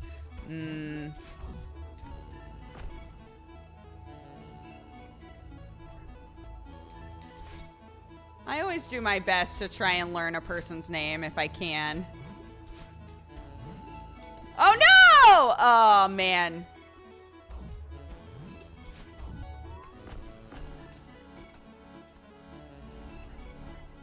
I think there's a point where if I've asked a certain number of times how it's pronounced and I still haven't gotten it, I never know. I'm trying to think of how to say this.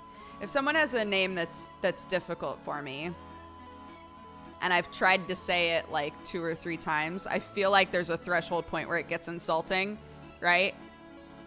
And I don't want it to feel insulting anymore, but I also don't want them to feel like I've given up on trying, you know? I never know how to navigate that if I'm just like being an idiot and can't figure it out.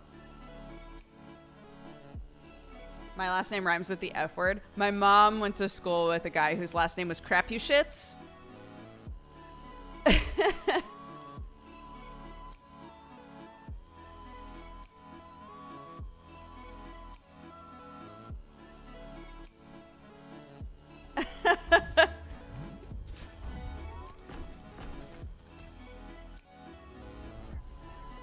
That poor kid. I know, man.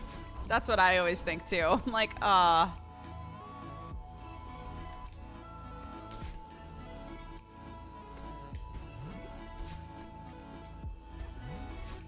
Ah.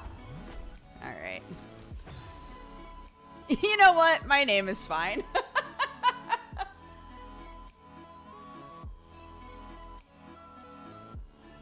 That's a name change situation for sure, right?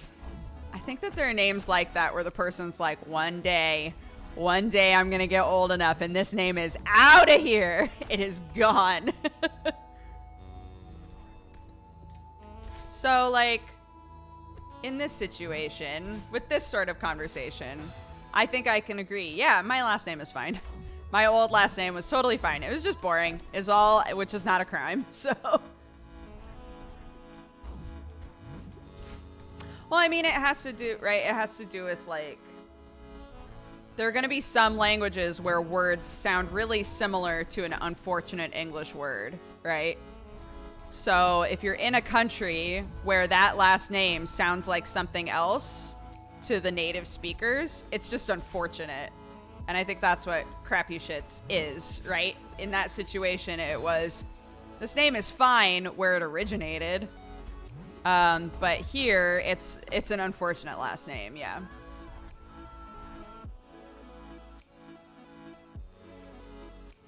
Khaleesi Crap You Shits, that's me. Yeah! Like, live your best life, Khaleesi.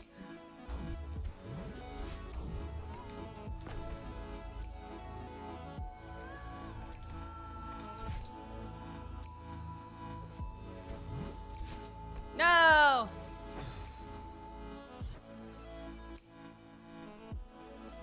Please stop saying their name. It's cracking me up. I'm sorry.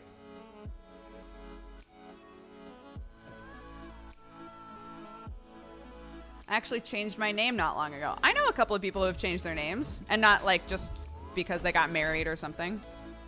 Actually, one that was kind of a little bit of both is I had 2 friends who had names, like last names that people had trouble pronouncing. And neither of them were super attached to their last names, so they actually, like, smushed their names together. Which, I know a lot of people who have hyphenated, but I think they're the only people I know who were like, what if we just smushed our last names? And it's so cute. Their last name now is adorable.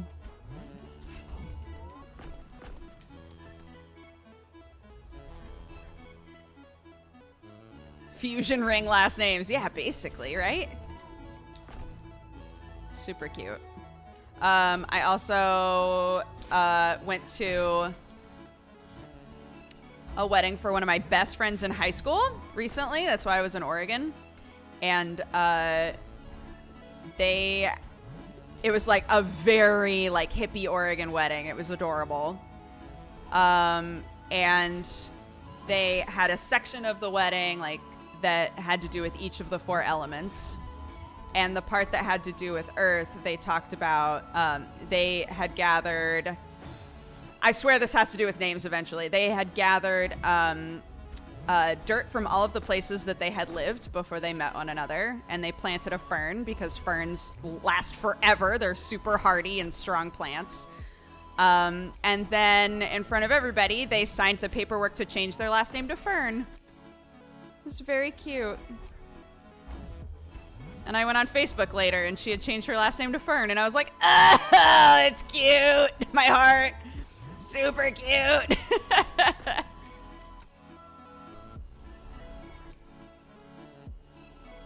Maybe Crepushitt's was a smush name. Maybe it was. And at the time, everybody in their community was like, wow, that's adorable. I love that. And then they moved to America, and it just ruined it. It ruined a beautiful thing. Classic. No. Ugh.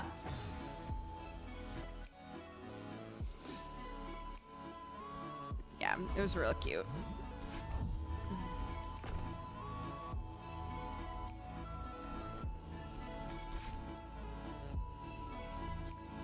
Oops. All right.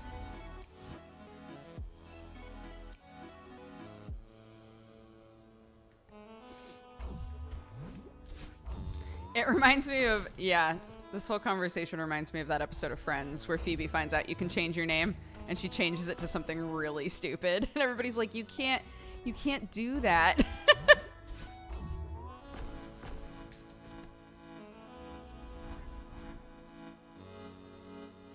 Yeah, my family knows someone named Patricia Pat. She took the last name Pat, even though her first, literally everybody called her Pat too. Like her nickname was Pat, so she was Pat after that.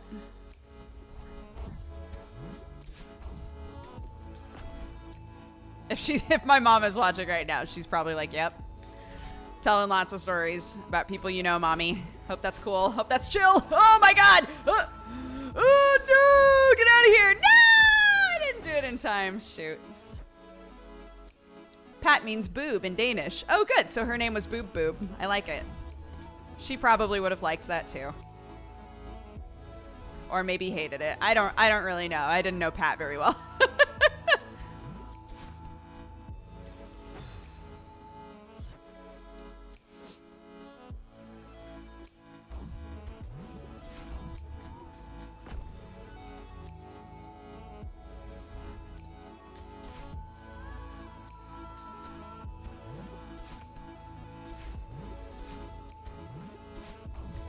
No! Oh, nearly.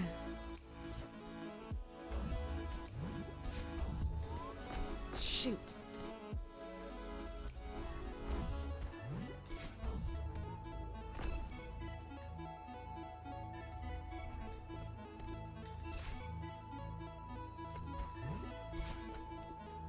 No, shoot.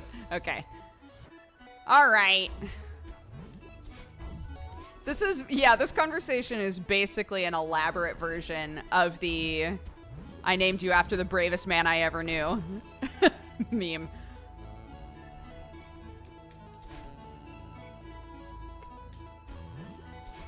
No! My friend's chinchilla is named Titties. You know, that's alright. That's okay.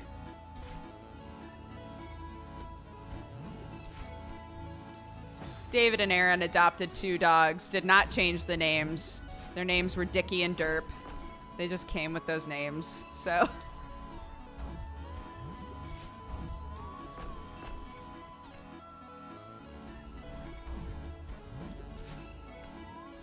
Alright.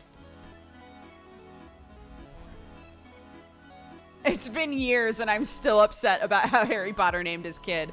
When that book came out, I was 100% that bitch, even when I'm crying crazy. I was 100% that person who was like, right, but that ending sequence didn't actually happen, right? We can pretend that was fake. That was fanfic. It wasn't real.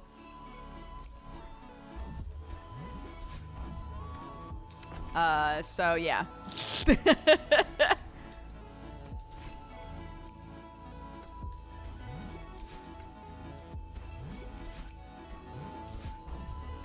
Yes! Got it. Did it. My parents were tempted to name our dog Wally, but my still living great-grandfather's name is Wally. So there was an issue. Aw.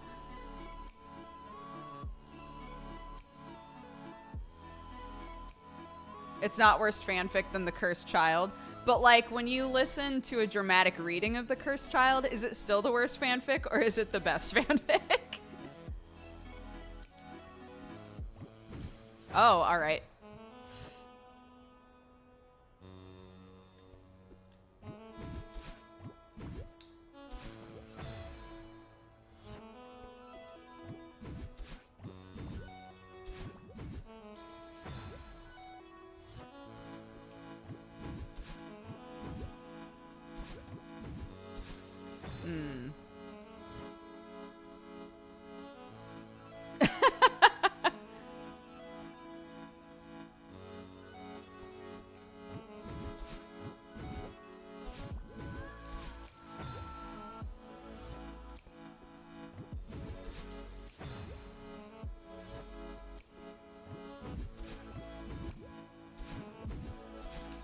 Oof.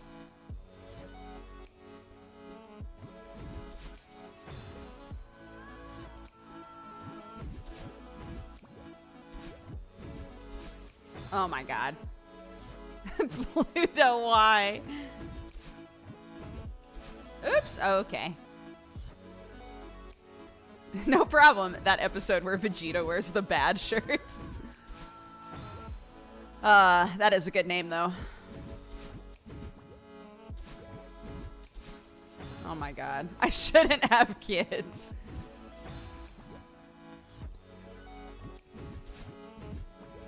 But you could just have more dogs, though.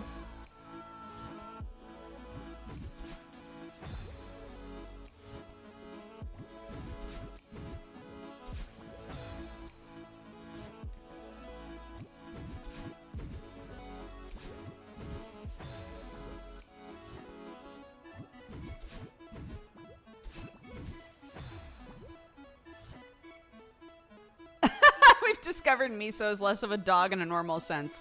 More of just a depressed middle-aged man in a dog body. Yikes. Oops.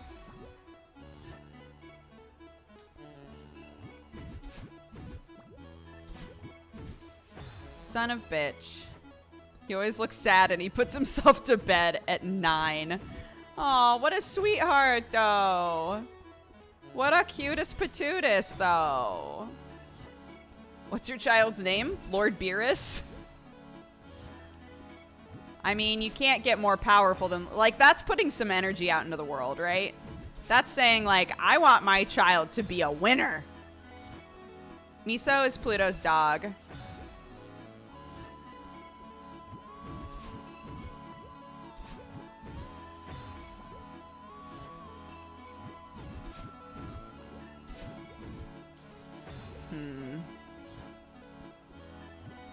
I think I have to wait until I drop a little bit to do that last one.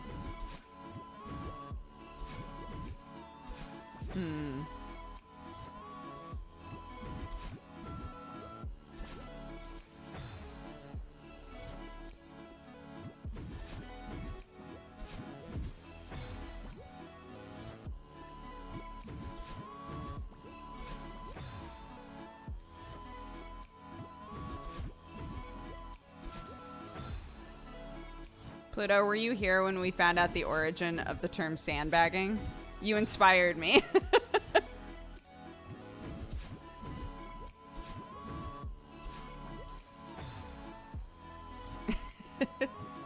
We found out. Well, I think we found out. We all agreed that one option made more sense than the others. The origin, or at least one of the potential origins, is from racing, in which people would put sandbags inside of their vehicles to make it seem like their cars were slower than they were. to trick the competition. The origin is also Naruto. Rock Lee was a dirty sandbagger, according to chat. Unbelievable. Still offended by that, but that's fine.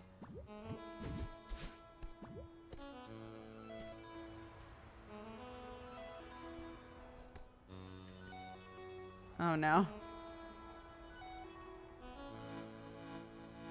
I need help taming my 2 tarantulas. Any suggestions? That episode where Vegeta wears the bad shirt, and you can just call him Bad Shirt for short.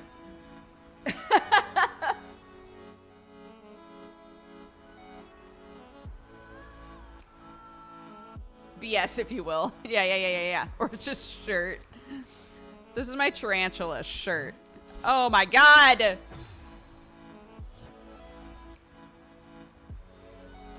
Inosuke is a great name for an angry boy. That is true.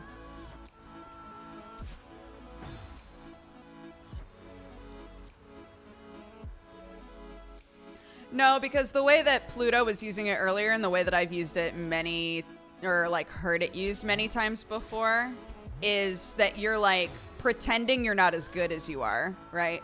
So that's like the definition we're working with. So where did that come from? People use the term sandbagging in poker to like pretend that they don't have as good of a hand as they do to sort of like hustle, right? Same with billiards. And so people also do the same thing in racing, where they pretend, by putting sandbags in the car, they pretend that their car isn't as fast as it actually is.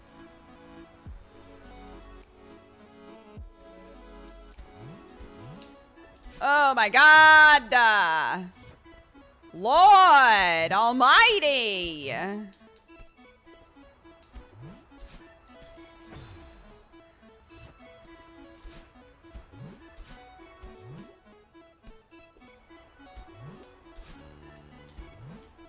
Oh my god.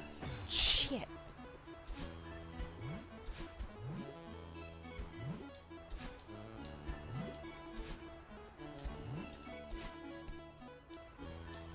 No!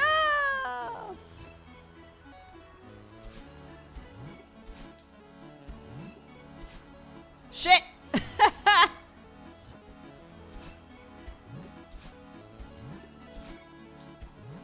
Okay.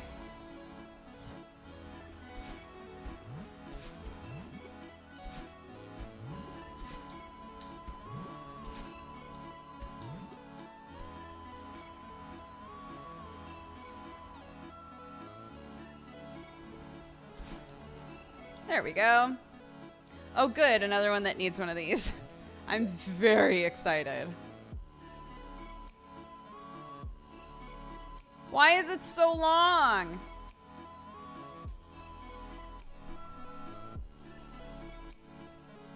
It's like if Kagami said in a press interview, man, I really just can't jump very high or dunk very well. I wish I could, before they played against Akashi's team. That is sandbagging.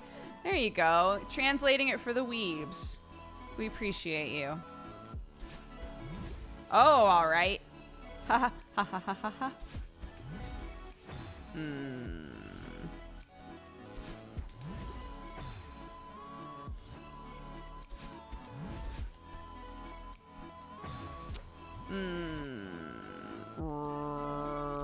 Right.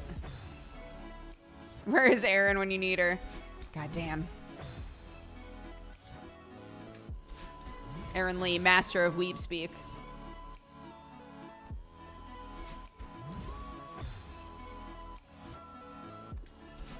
Yeah, it's like, sure, for the Kimetsu no Yaiba babies in here, it's like if Tanjiro was facing off against a demon and was like, if only I could smell you. If he like had sword drawn, was staring this demon right in the eyeballs and was like, and just whispered to himself, if only my sense of smell was better. And the demon was like, oh, he thinks I can't hear him, but I can. And meanwhile, Tanjiro was like, he thinks that I don't think he can hear me, but I know he can. And so I'm pretending that I can't smell very well. But that's totally against his character. Look, that's because Tanjiro isn't a dirty sandbagger. That's the point. And neither is Kagami. Kagami isn't going to go into an interview and be like, I can't jump very well. He's going to be like, good thing I fucking best jumper Japan. Best jumper JP. What a sentence. You can quote me on that. If anybody is ever like, yo, what's Kimetsu no Yaiba about? You can be like, well, it's about Tanjiro, who is not a dirty sandbagger.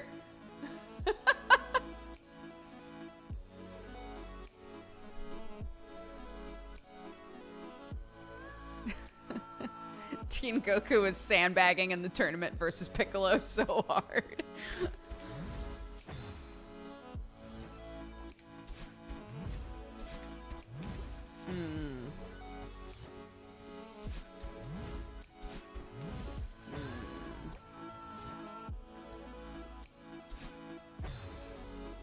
Did you guys know you can get blacklight tattoos?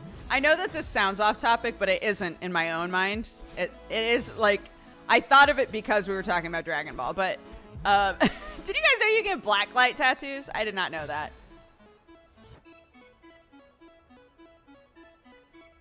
The closed captions are a plugin by Rat with a Shotgun, who is one of Anne's lovely mods.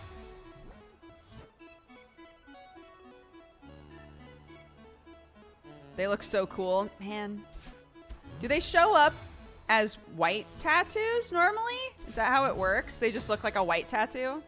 I have a full face tattoo, but it's blacklight? Shit, never would have known.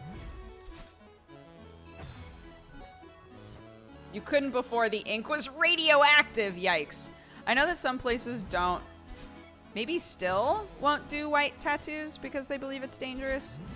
If it is, I'm hosed because I got one a long time ago.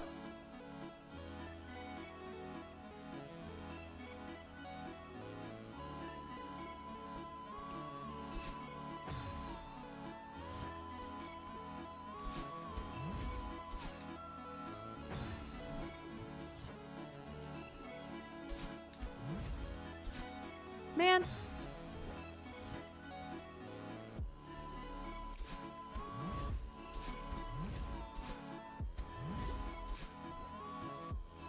Oh, all right. Well, hey, that was a little bit of progress, so I'll take it.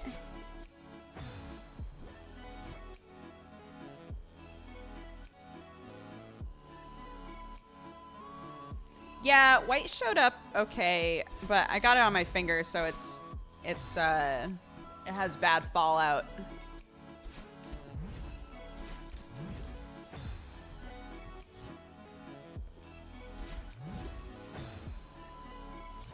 So it basically just looks like I got a tattoo of a pin. Like a sewing pin.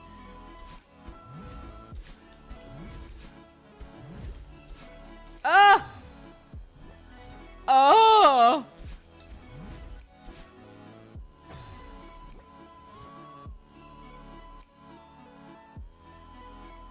No, Crazy Axe Villager, that's a different expression. Different version of it. Heavens to Murgatroyd! Because we also looked at that one. That sandbagging thing. But in this situation, we're not using the term sandbagger to mean, like, an assaulter.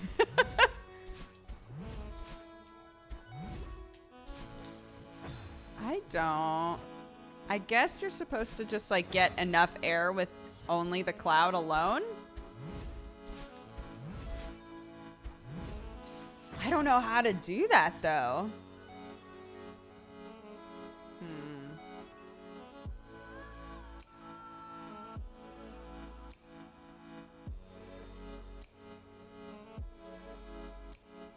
UV tats also fade away after a few years. I mean, I guess all tats fade, right?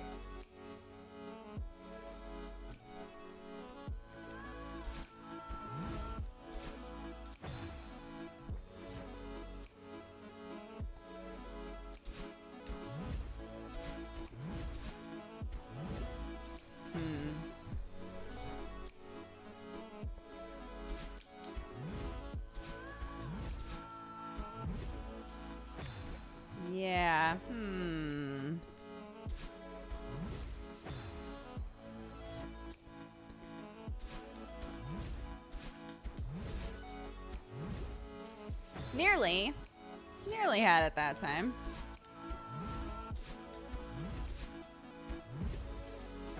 Nope.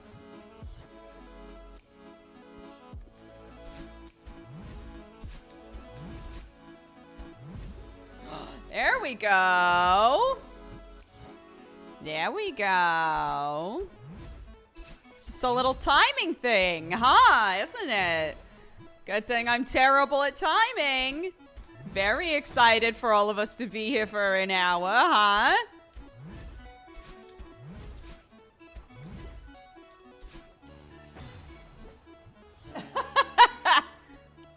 I've been trying to figure out, so I'm making a new D&D character. Because poor Wazy, the hobgoblin, aged and is now near the life expectancy for hobgoblins. Because hobgoblins only live around 60 years, and she's now like 50-something. So rather than just like waiting to let her die on the battlefield, I think I'm gonna retire her. She's an old lady. She's got arthritis, all kinds of shit going on with her. So, I think I'm gonna make a new character. I want to make an artificer, like an alchemist. And I've literally been in my kitchen while I'm cooking, like trying out different voices because I want them to be like the overly excited nerd character.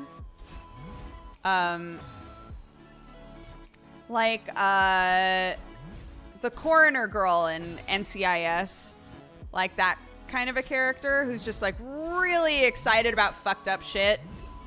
And so I've been like trying out what feels right for that. It's been fun.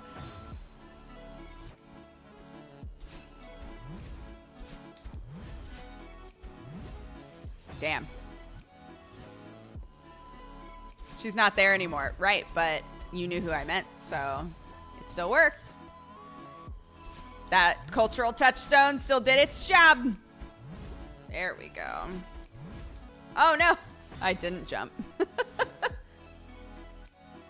The actress for Abby said she thinks of her dog when she was trying to get into character. That's really cute. Oh shit.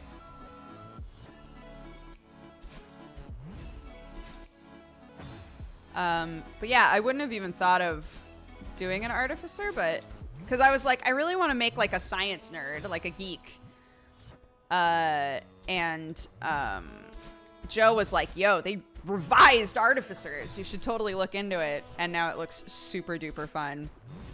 So. Ah, shit.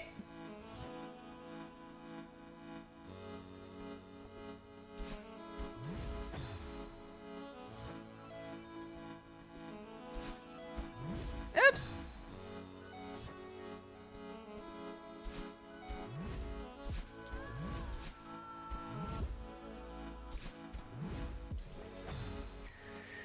Okay.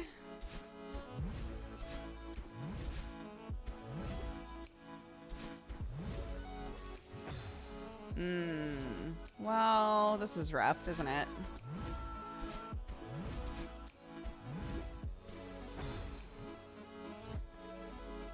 I'm not good at getting, like, maximum lift off of these things.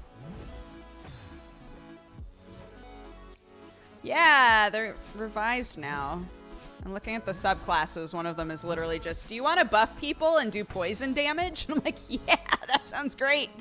I would love that. Do you want a little homunculus that, like, touches people and gazes deep into their soul and makes them feel better about life? I'm like, yeah, that sounds great. I would love that. Also, if you're playing them in Eberron, you can give them guns, but like we're not in a society with guns, so I can't go the gun route. That's fine.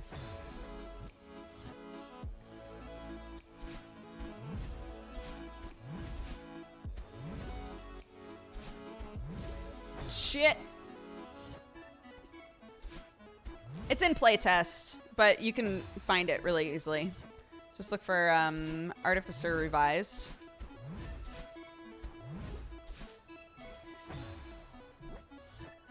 A homunculus with a gun. You can make your homunculus look like anything, and they can have wings. So I'm in. Big pogs, so to speak, as the children say.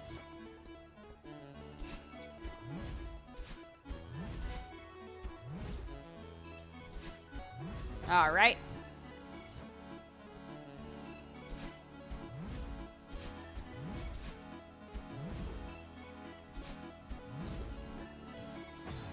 Yeah, how do you do that?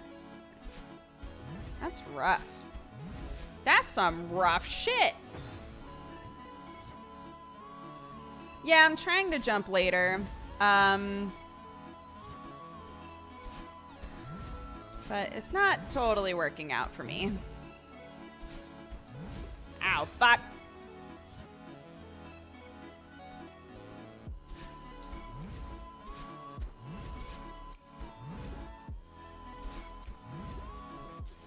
Yeah, how do I get around that, dude?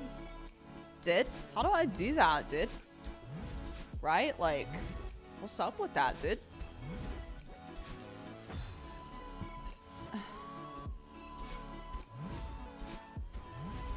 Nah.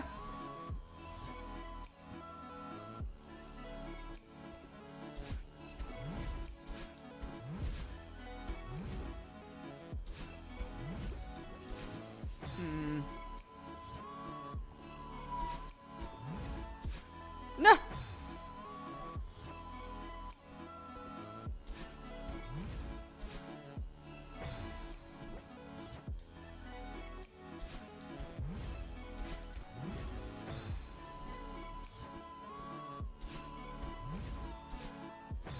I'm already trying to think of what... Oh, Molly, what's up, dude? I was actually gonna ask you for ideas for that character. Seeing as you are another DM friend of mine. I am blessed to know so many. Will you be streaming more Indivisible in the evening? I will be, yes. I've been told, apparently, that tonight when we play Indivisible, a bunch of shit's gonna go down in the story, and I'm really excited. They were like, just so you know, next time you play is probably gonna be really intense. And I was like, yes! We're apparently like halfway through. So I do want to make sure the areas that we're in right now, I want to make sure that I do as much as I can in them, because I don't know if I'll get to go back. So that's the situation we're in right now. No spoilies, but we're about halfway through. So if you've been interested, or if you've been like lightly watching,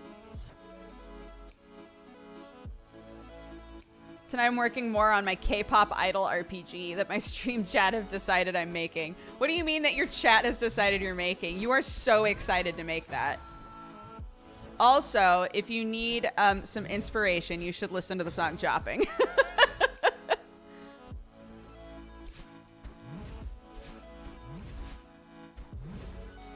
Because when we're jumping and popping, we're jopping.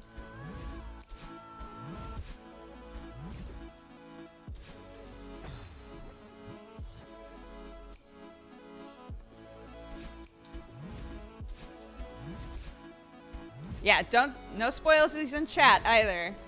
There are going to be people in chat for sure that plan on playing this game and haven't even touched it. So please don't talk about what's been going on in the game so far. We can talk about it tonight.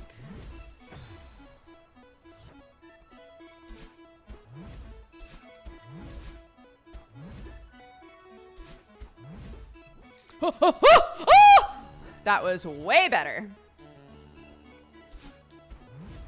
But yes, Indivisible has been a great game. Highly recommend, for sure. Memories of this screen are coming back to me. I don't mind this one too much. I'm kind of zenned out on this one.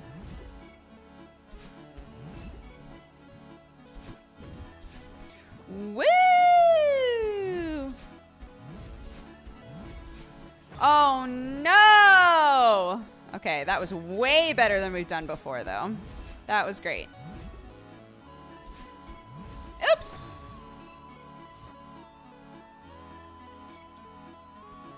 It's such a charming game. It's got great characters. It has like an interesting combat system in it. The art is fantastic. So yeah, I've really, really enjoyed it. Oops!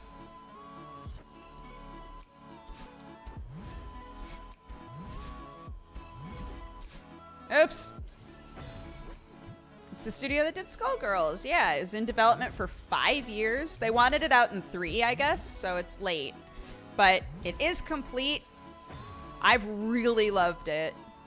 One of those rare situations where I'm like, oh, this game is longer than we would normally want to play, but because I tend to get through games kind of slow. Not ideal for a streamer.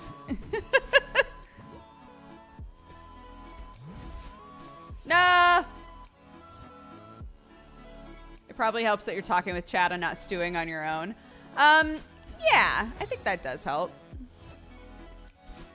Normally, so, like last night, I was just watching Sam play Arcade while I plugged away on some of this.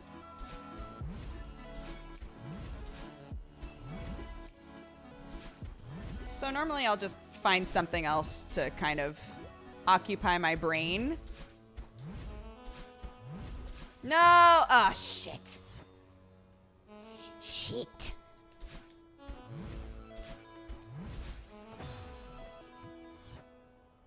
She says that she's playing through bonus content.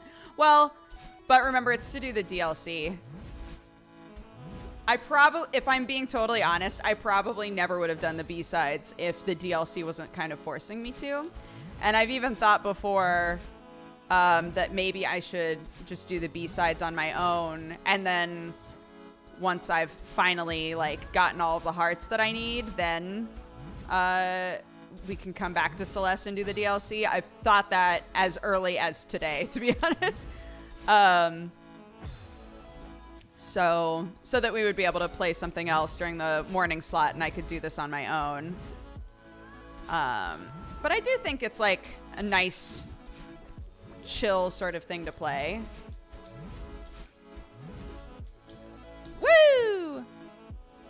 But Celeste B-sides are okay hand. I'm glad.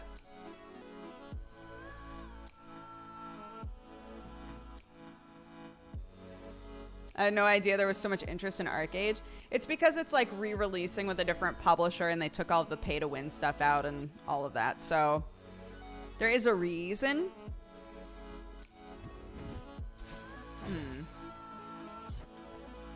Oh, all right. I've been really enjoying this stream, to be honest. It's very chill. I don't often catch the streams live, but I've been super enjoying this. I'm glad.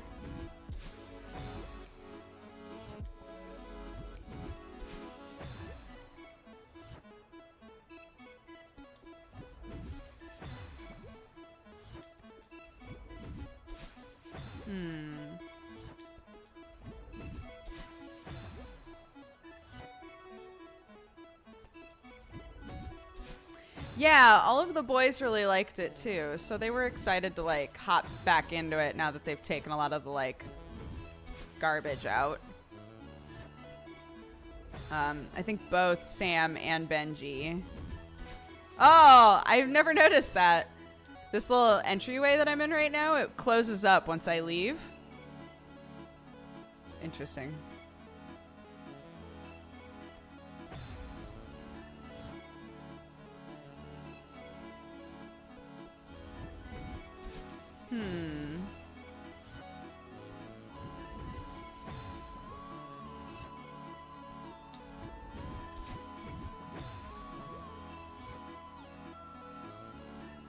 Yeah, we're at the point in the so for anybody who doesn't know, we started the DLC. We got as far as we could, but we have to have a certain number of hearts in the main game in order to progress. I think that's because the point that we're at in the DLC now is so unbelievably difficult that they're basically saying, if you can get this many hearts, if you can do all of the B-sides and come back, then you can probably do this. So it's sort of like a difficulty wall there. So that's where we're at right now. We've done a lot of chapter 9, or at least I think we have. But we've hit the point now where it's like, go do all the B-sides, see how you feel, and then come back.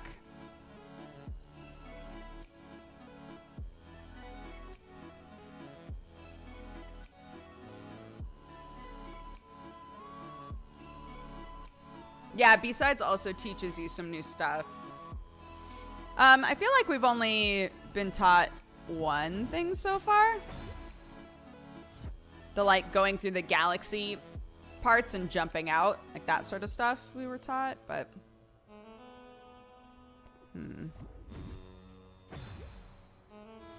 It's making me wonder now if there's, like, a way to jump out of these, but I don't think there is. No, you have to just dash out. Okay.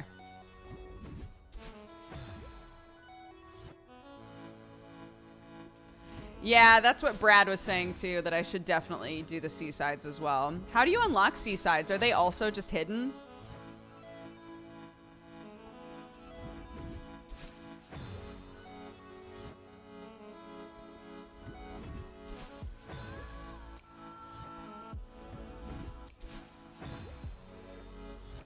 Seasides unlock after you've beaten all of the B-sides. Okay, interesting.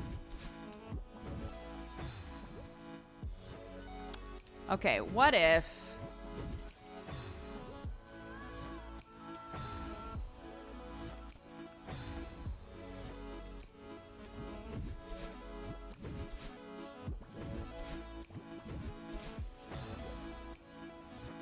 No, that's not it.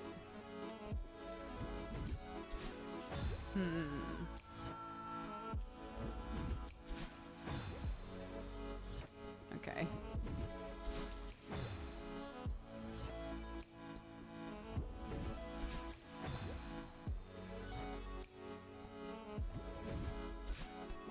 There we go. Oops.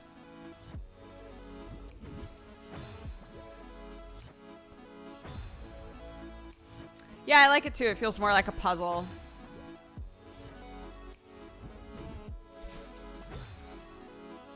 I had to look up how to do this screen. All right, well, we'll see. Again, I'm the sort of person that's fine with just dying over and over and over again, so...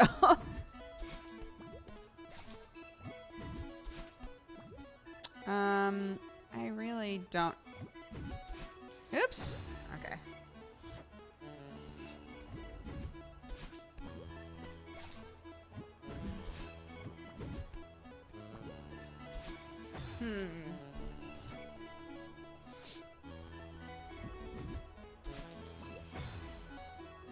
Did you beat Dark Souls in the end?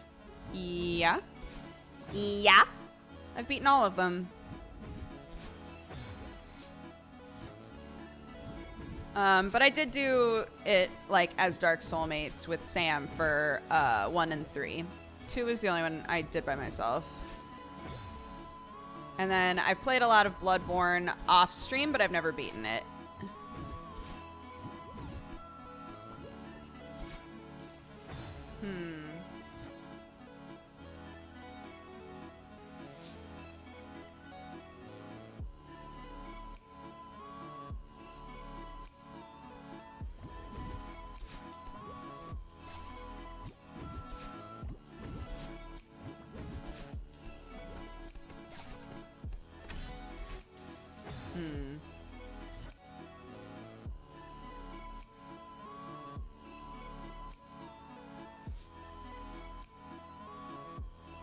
Would you ever be bothered to do the DLC for 2? Maybe.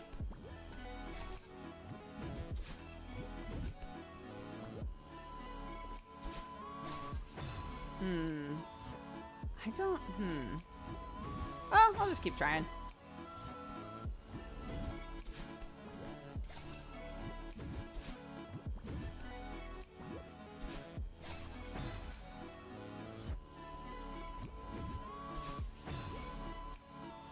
DLCs are huge and pretty good. For number 2, so many people shit on 2, but I guess it was my first Dark Souls game, so I thought 2 was good.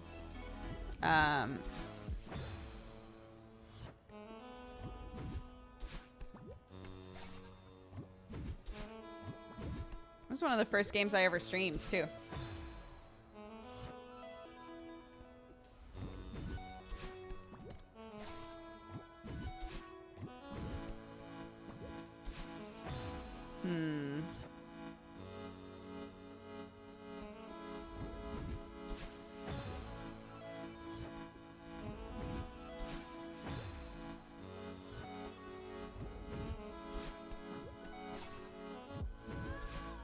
Oops. I remember watching the streams. It feels like a completely different life, right? How weird is that?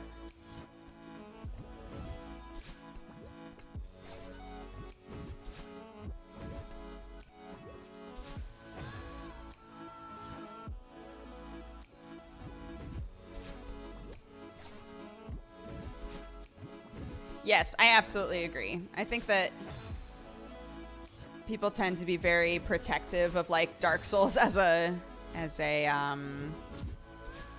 IP, but I think 2 was still a great game. Whether or not you're the sort of person to be like, but it wasn't the best Dark Souls game. Like, that's okay. It doesn't need to be the best Dark Souls game. It was still a very fun, good game, I think.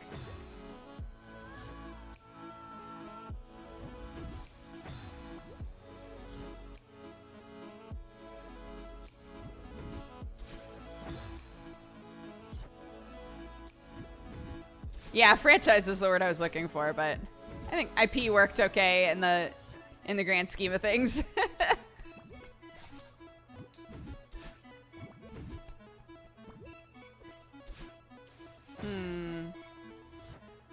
That can't be right.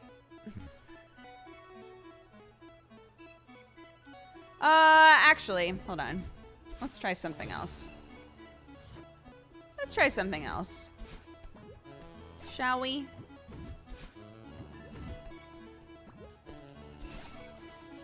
I think that's what I'm supposed to do, is go around that way.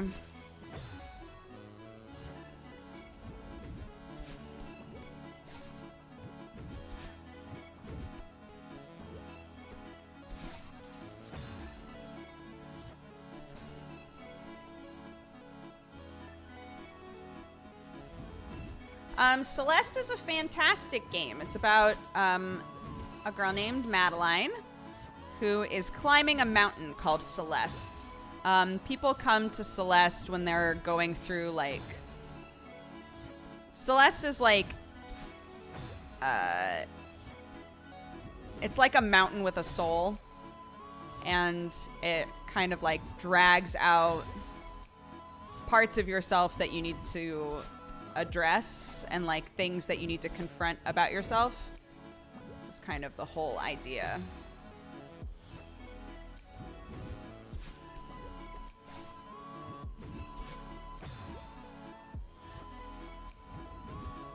So it's a very difficult platforming game, but it has so much, like, spirit. There we go, bitch! Okay. 2 parts down. Great. I mean, not down. I'm still gonna fuck them up a bunch, but we were able to do 2 parts of it, and now my thumb hurts real bad. So, another thumb break, y'all. I just need another, just a little break. How's it going, guys, since last time we saw each other? How is everybody? I finished my cold brew. Rest in peppers. Something wrong with your thumb? I've been playing a platformer for the last few hours, so my thumb hurts. I am a joystick person. I do not like playing platformers with a D-pad at all. I went back to Demons after playing a ton of DS2 and I blasted through it. Oh gosh. I don't think I've ever seen that room in daylight. Oh, moly. I've had multiple people recently come to night streams and be like, where are you? I'm like, the same place I always stream. But I guess it looks like a completely different room. Daytime versus nighttime here. So even though I'm in the exact same spot, at night, everybody's like, what computer is this? Where are you? How long are you still going to be streaming? I think it's almost noon. Yeah. Another hour-ish. Another hour-ish. And then, yeah, again, we'll be streaming more tonight, doing more Indivisible. We've played it 3 times, I think. People have said we're about halfway through. So if you want to catch up on that, or if you want to make sure to avoid that stream because you don't want to be spoiled on the game, both reasons make sense to me. So. Oh, Lolita, thank you very much. I hope you love it. I'm so hyped to catch MangaPod on Friday. Yes, we are reading Chainsaw Man for MangaPod, which I've read before.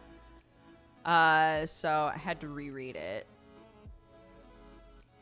It's not my favorite, if I'm being totally honest. Here's a preview of what I'm going to say on MangaPod. It's not my favorite, but it's a trip.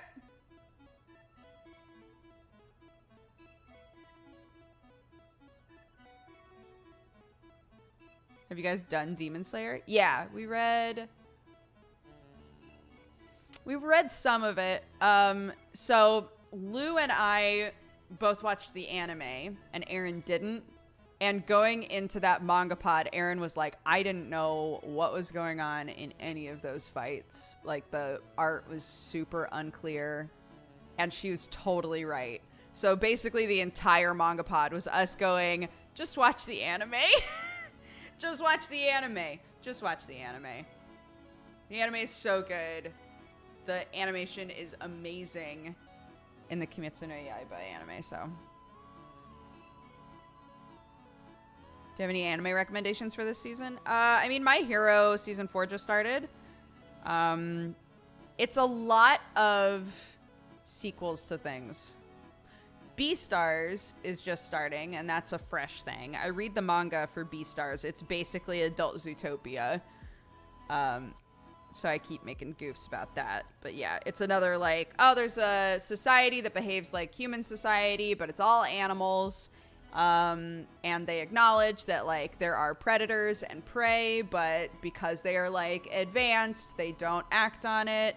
Or do they in the shadows, right? That kind of a thing. So yeah, it's adult Zootopia if you're interested in that. I still haven't watched the first episode of it, but I do really like the manga.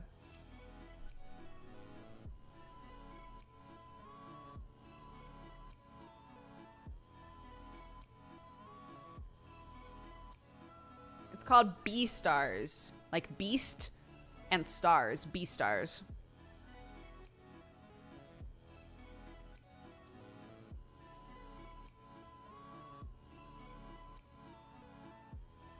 Zootopia is such a good movie, by the way. I like Zootopia. I haven't seen it in a very long time, but I like it. I'm trying to think of what else is out this season. Is it new Food Wars this season? Last season of Food Wars? Question mark. Yeah, we'll be doing another anime first impressions for sure.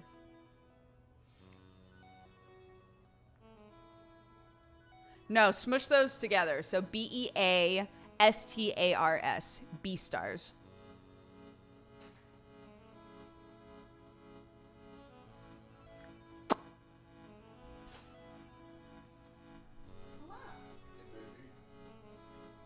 Is she sleeping?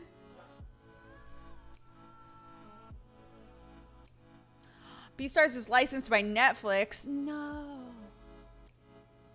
Oh, that sucks. That means we won't see it for a long time. I saw a man. My husbando? My husbando, Smamuel? How come you changed streaming rooms? When? I haven't changed streaming rooms in about 2 years now. I've been in the office at my home.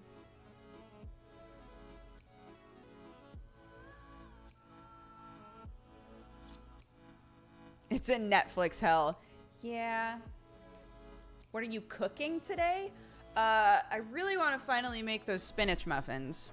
Got a lot of dishes to do. So once the dishes are done, I can make those spinach muffins. Those are for Clarky, but I'm hoping that they're delicious, and that way I'll just want to make them more often, and I will also ingest more spinach. Yo, but yesterday I just gave her straight up spinach leaves, and she ate them, so... Because I was like, she's been a little fussy with vegetables. And I don't know if it's like a texture thing or a taste thing. So I was looking up ways to work like dark greens into foods that she would eat easily, right?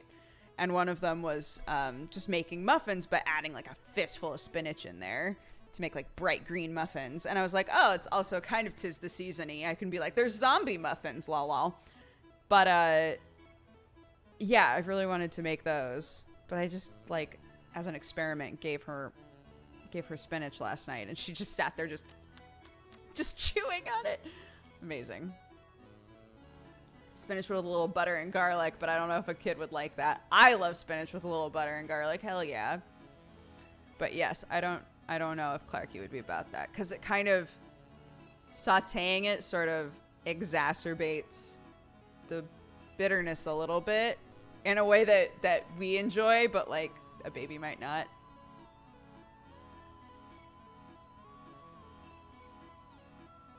I have a spinach heavy recipe that I love. I'll share it with you when we chat about your character. Awesome, Molly. Thank you.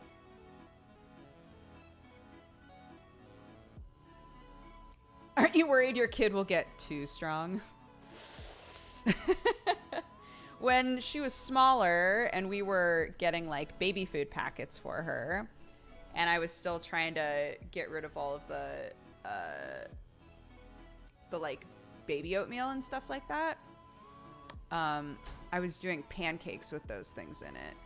So it would be a pancake batter with like a little bit of baby food and then a little bit of the baby oatmeal.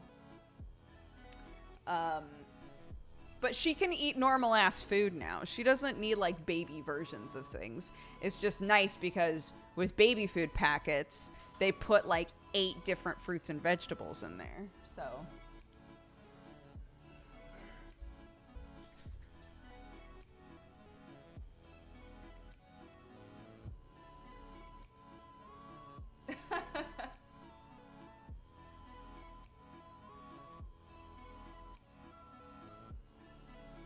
Don't you hate when you go the extra mile to make your child eat healthier food and then they do it on their own anyway? No, I love that. Big fan of that. Yeah, we've found that there have been lots of moments where it's like, oh man, we really need to make sure that she's eating more of this, or this.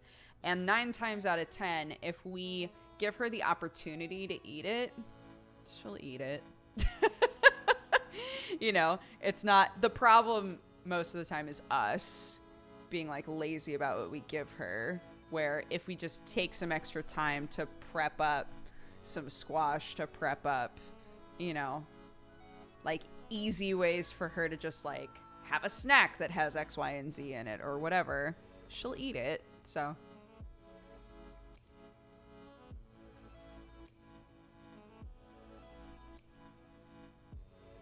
hey guys, yeah, we're just we're letting my little thumb rest for a second here because it's starting to hurt.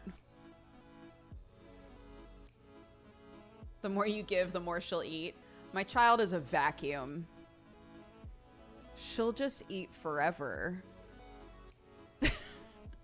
And everything that we read is like, don't worry, until kids reach a certain age, they're not going to keep eating unless they're still hungry.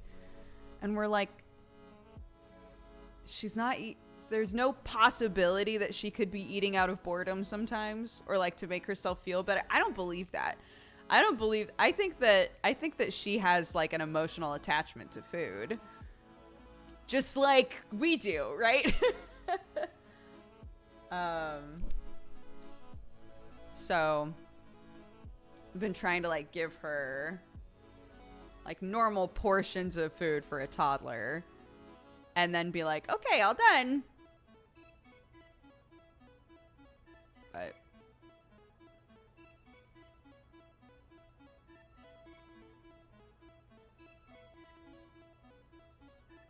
This music is repetitive. Well, it is in a game, so yeah. It is a looping music track in a video game.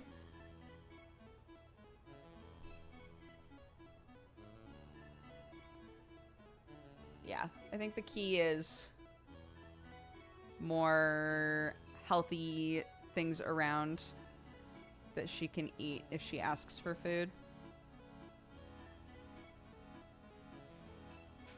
But, you know, the same as us. There's so many things when it comes to like discipline, when it comes to food habits, all of that stuff, where the number one rule every time is they're watching you, so give her positive things to mimic. Eat in the way that you want her to eat. Speak in the way that you want her to speak, right? Behave in the way that you would like her to replicate. And I think about that with food all the time. Like, yeah, if she sees us eating the stuff we want her to be eating, it'll be more appealing to her, you know?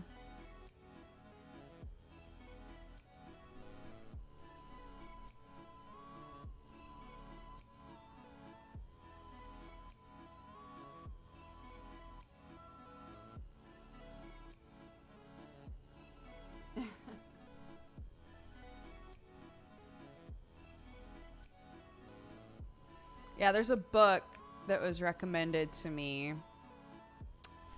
What was it called? Parenting from the Inside Out. I'm not really the sort of person that's like, I want to read a bunch of books on parenting, but at the same time, I read articles on parenting, so like, what's the difference, right? The idea of it is like, if you analyze how you were raised, you can see the ways maybe in which you are projecting onto your child while you're raising them, I guess is like the idea of this book. And you guys know me. I love self-analyzation. So the whole idea of it is like looking at how you were raised and how maybe you're replicating things that didn't even necessarily work for you, and like figuring out how to, you know, because all kids are different, figuring out what will work better for your kid. I project by trying not to shout. I grew up in a very shouty household. Yeah, I have one of my best friends. I was literally talking with her about that, how like it wasn't until she was in a relationship with somebody who was like, we don't shout at each other. You're not going to shout at me. That's not productive. I'm not dealing with that. And she was like, oh, right.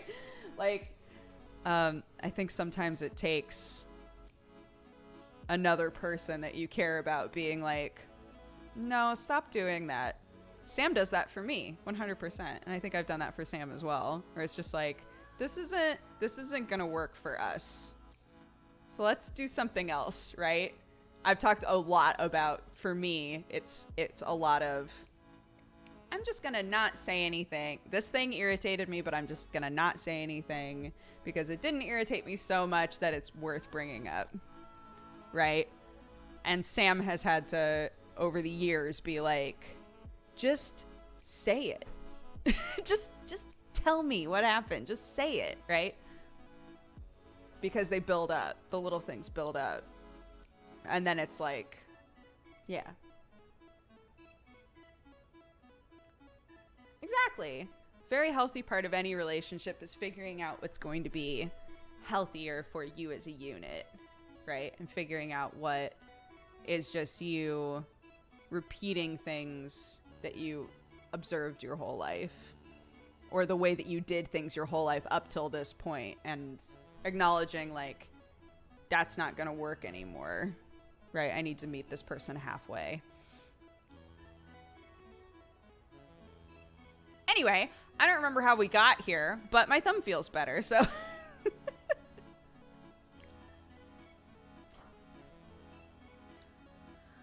So let's try this shit again, you know?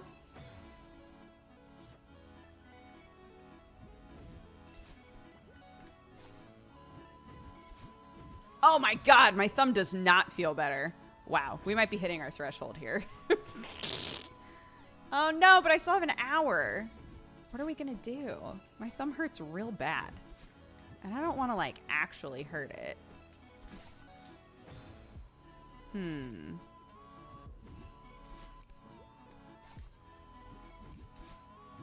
We could swap to some, like, Minesweeper or something. Or we could just chat for an hour. Like, either way. I'm good with either.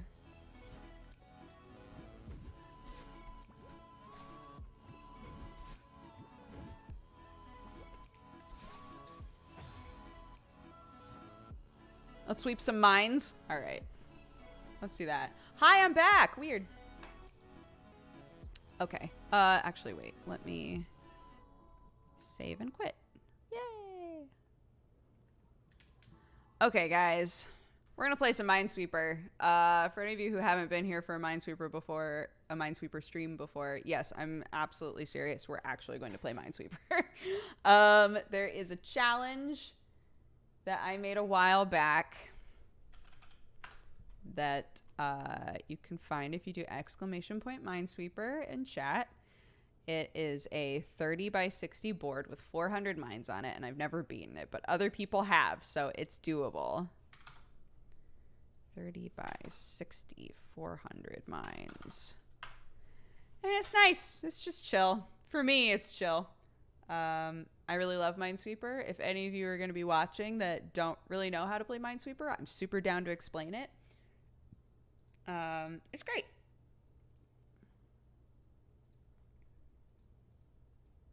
Bring me over here. Great. And get rid of that. Great. And then oh, what? Not that. Window capture. What? Oh, no, I don't want the window capture, do I? Or do I? Yeah, Minesweeper. Will it find it? It doesn't want to find it. That's also fine. Wait, why? It won't capture any of my screens. Why is that? Why don't you... What's going on here? Why don't you want to grab a screen, madam? There we go. There we go. It's fine. Everything's fine. We've got it. We've got her. Oops.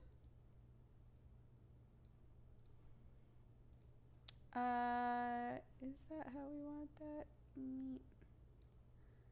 Oh, goodness. It doesn't quite fit, does it? Oh, goodness gracious. What music do you guys want to listen to?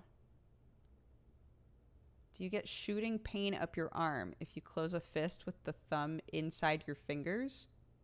No. I've never gotten that before. Why? Did I say something concerning?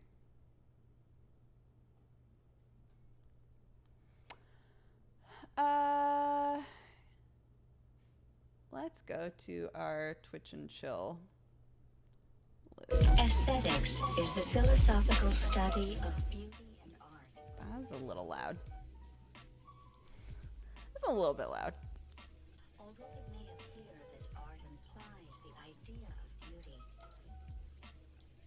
Okay. a little introspection reveals that they are in fact very different things. Weird. Next. Okay.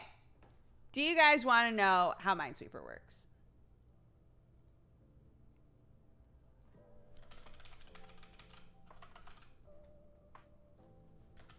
My fingies hurt. This is going to be the name of the title now. Great. Done. Yes? Great. So the idea, it's a logic number game. Okay? I know, it's weird. You don't just like click randomly until a bomb explodes. There is an actual way to play this game. So,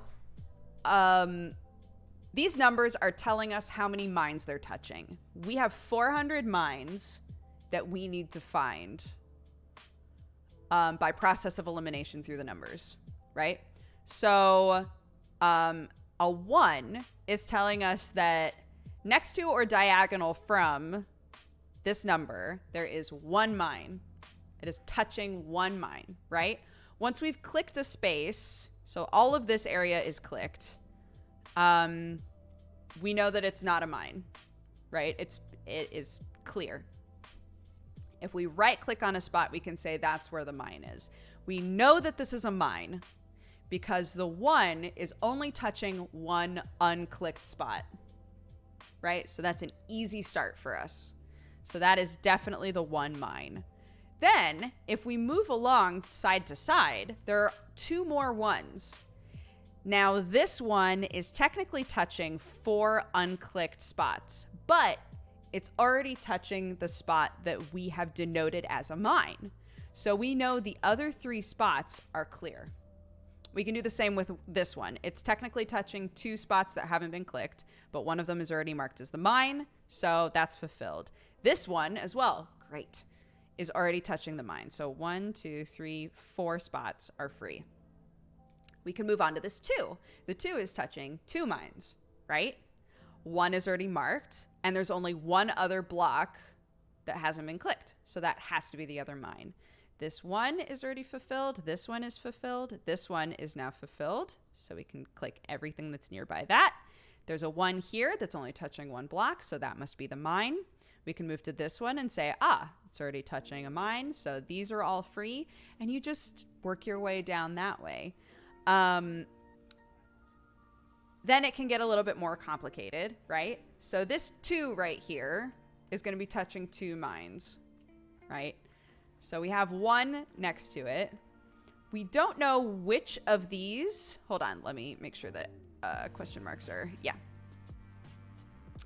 We don't know which of these are going to fulfill this 2. We don't know which is the next one, right? But what we can say is the next number over is a 1. And regardless of which of these fulfills the 2, it's also going to fulfill the 1, right? One of these 2 is going to be a mine, 100%. We know that, which means that is clear. So it starts to get more complex as you go. You can do things really simplistically at first. This 1 is only touching 1 spot. Great. That 1 is already touching a mine. Great. But then it'll get more difficult. That one's touching a spot. So you just work your way around, really, is how it works. Does that make sense? Is that clear? I hope so.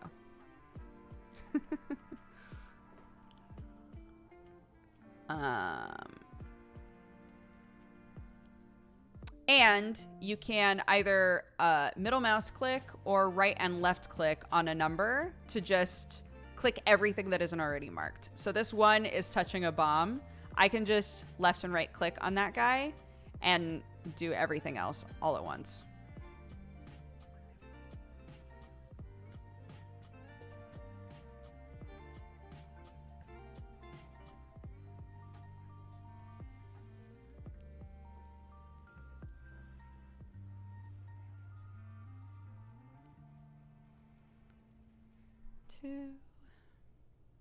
Two, 3, 4.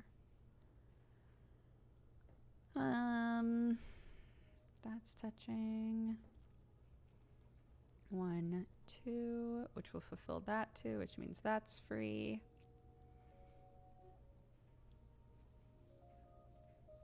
1, 2, 3, that fulfills that 2, and the 1, and this 1, 2 finishes that. 1, 2, 3.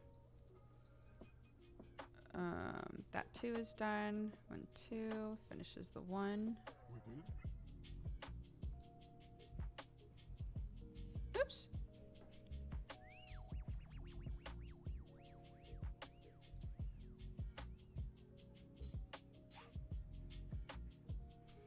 One, 2, 3, so that's free. Yeah, normally I do my Minesweeper streams at night. Because I'll just be in the right headspace for it, I guess. Because it's a pretty chill, like once you have a handle on what you're doing, it can actually be a pretty chill game. It's only once things start to get really difficult that you're like, fuck.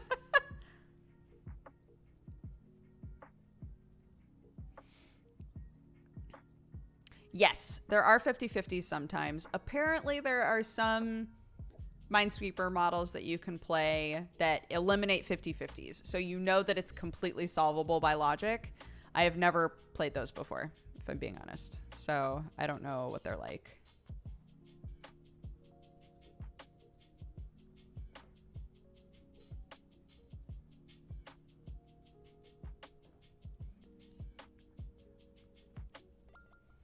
One, 2, 3. So that has to be like that. 2, 3.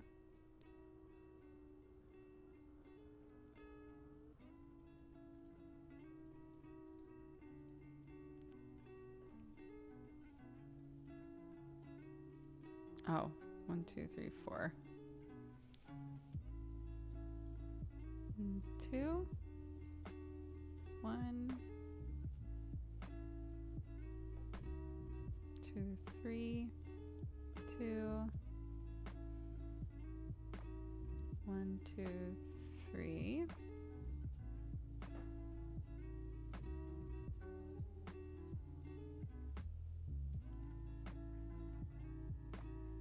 Oh, thanks for introducing me to Minesweeper. Playing during class helps me pay better attention to the lecture because I'm not so restless. That's awesome.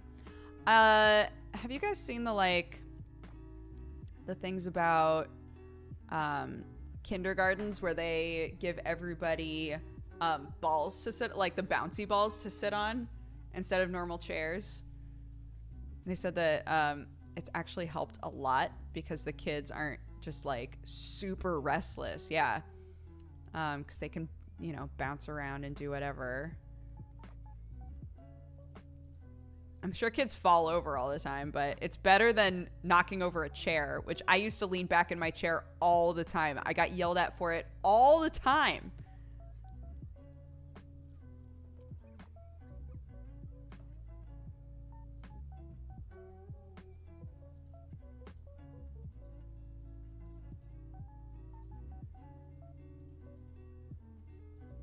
Ah. The brief moment of I'm gonna die as you hit the apex.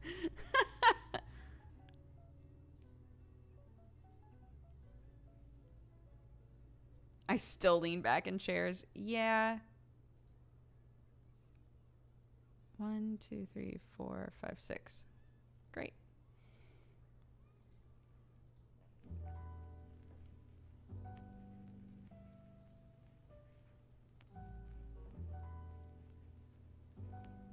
Mm.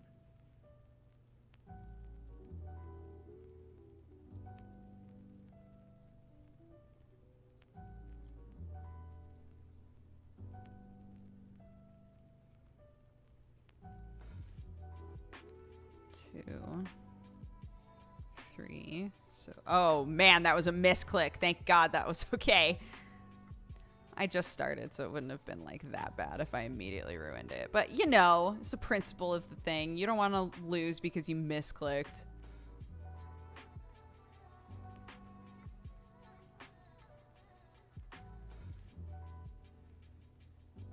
I work at a kindergarten. There are a couple of kids who love doing it. You're going to regret it one day, kids.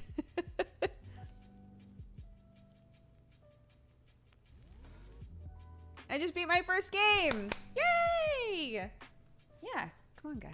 Let's all play some Minesweeper. Chill out. Ha.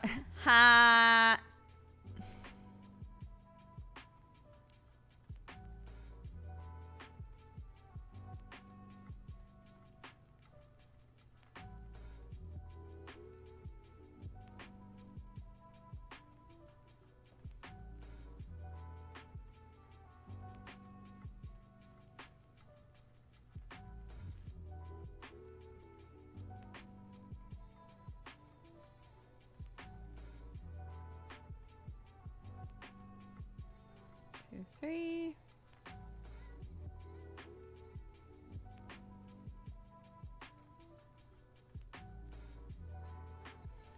Oof. I'm sleepy today. Actually, I wasn't sleepy until we started playing Minesweeper.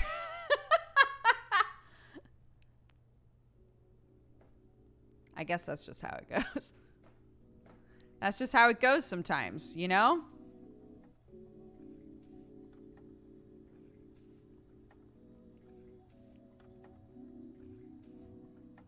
It's too chill of a game. Me too. I immediately got sleepy. Son of a bitch. The curse of Minesweeper.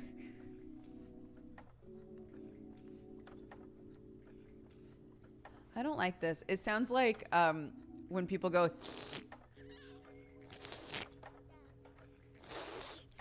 I don't like this song. Next. Can you even hear the music? If you couldn't hear that last track, it was a blessing.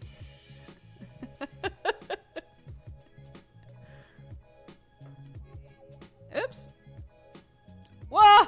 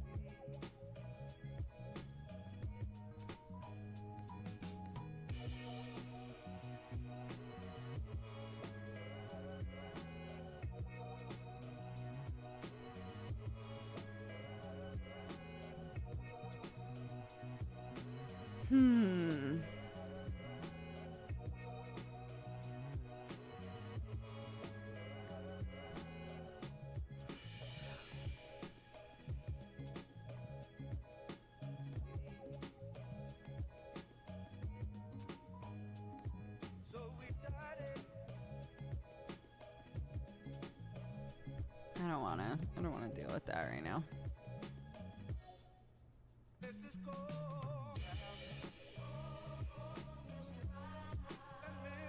We're playing Minesweeper now. Yeah, my thumb was hurting really bad, so we swapped to Minesweeper. Dukes is out of Minesweeper mode. You need dark and exhaustion. I know, that's normally the mental state I'm in when I play Minesweeper.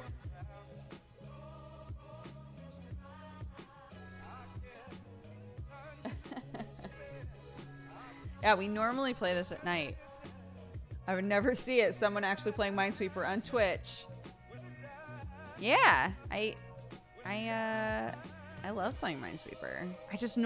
I normally play at a different time of day is the only problem. So I'm hecking with myself right now. Shit.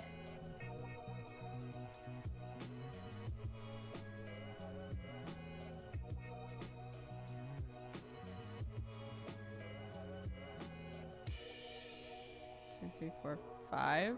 1, 2, 3, 4, 5. What the hell? What the hell?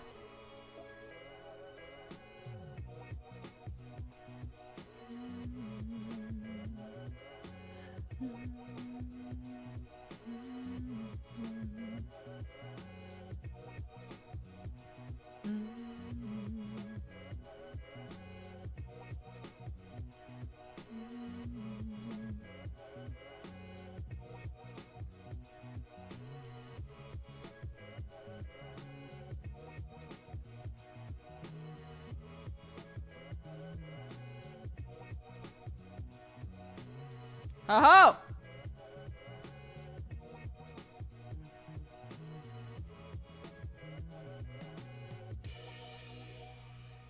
One, 2, 3, 4. 1, 2, 3. 1, 2, 3, 4. 2, 3, 4, 5. 1, 2, 3, 4, 5. 2, 3, 4.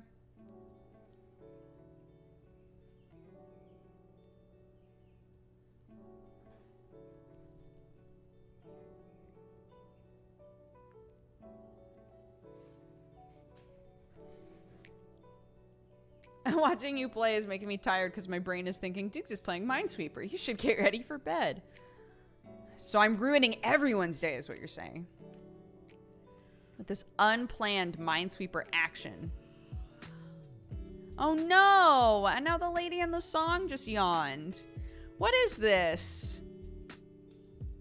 I mean, I guess the list we're using is literally called Twitch and Chill, but still!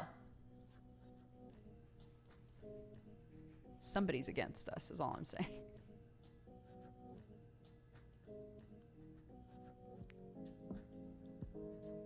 Oh, thank you, Theradil. Thank you for the 2 years. Happy anniversary, bud. Appreciate it.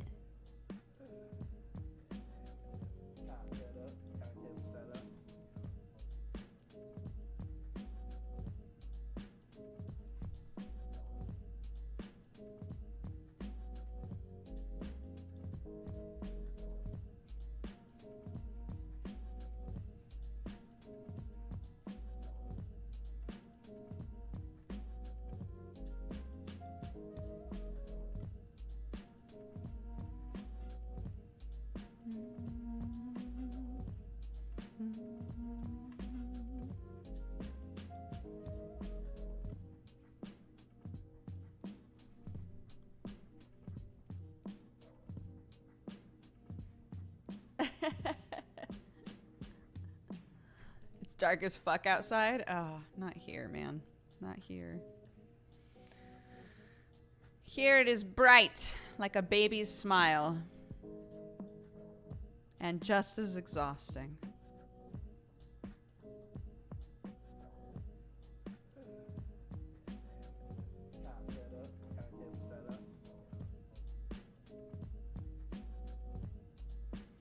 Dun, dun, dun, dun.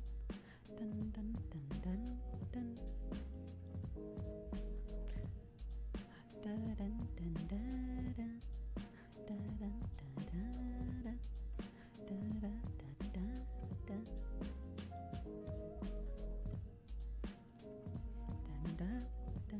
da, da, da. Dun, dun, dun.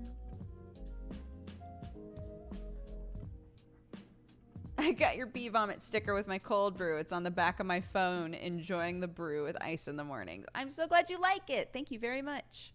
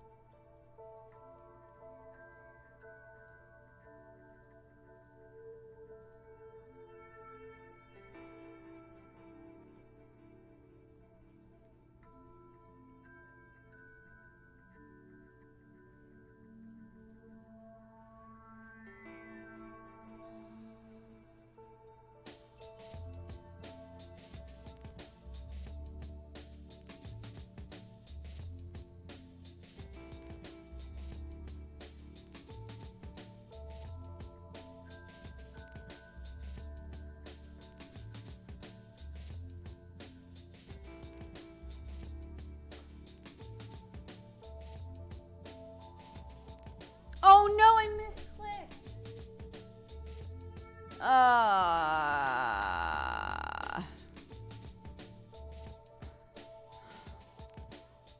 Game. Why you do this? Why you do this shit to me? Why you do this shit to me?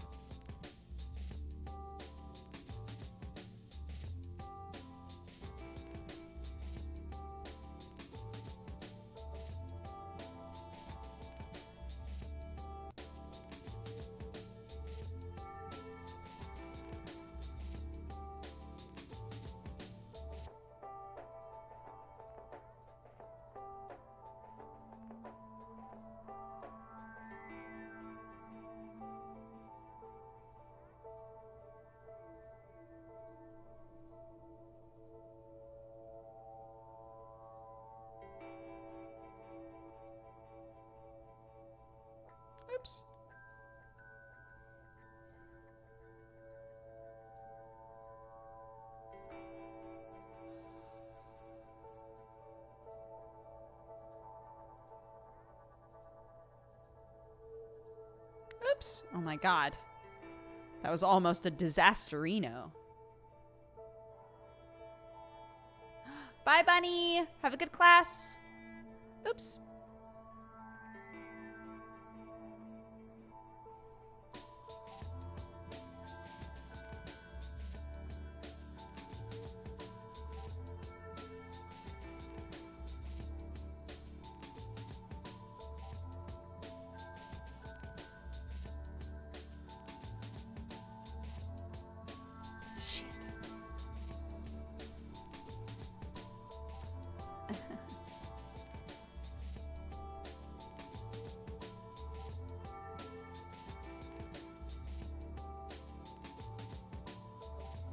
Would be great stream music, but you know, copyright. Yeah, we've had I'm definitely on somebody's radar in terms of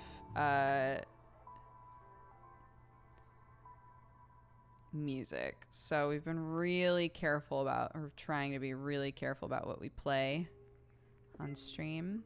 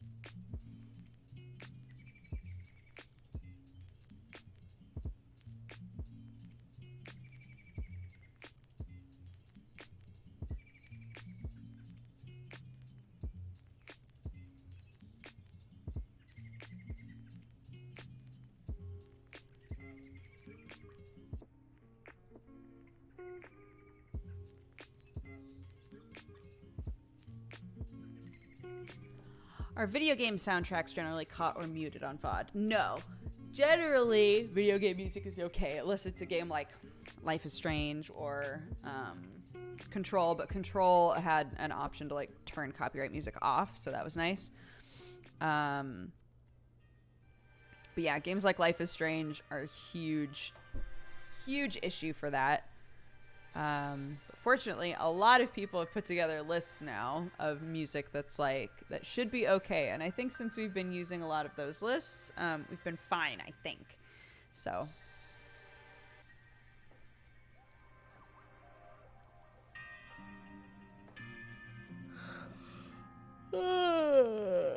I'm so tired.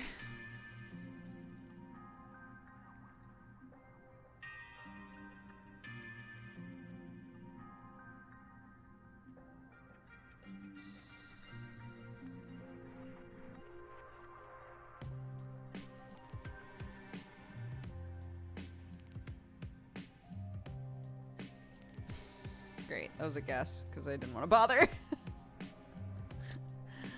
I'm sorry, I don't mean to let you all down with my flippant minesweeping.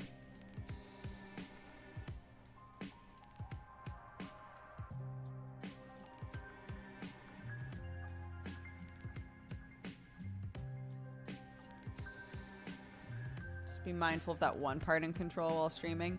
No, it's all muted now.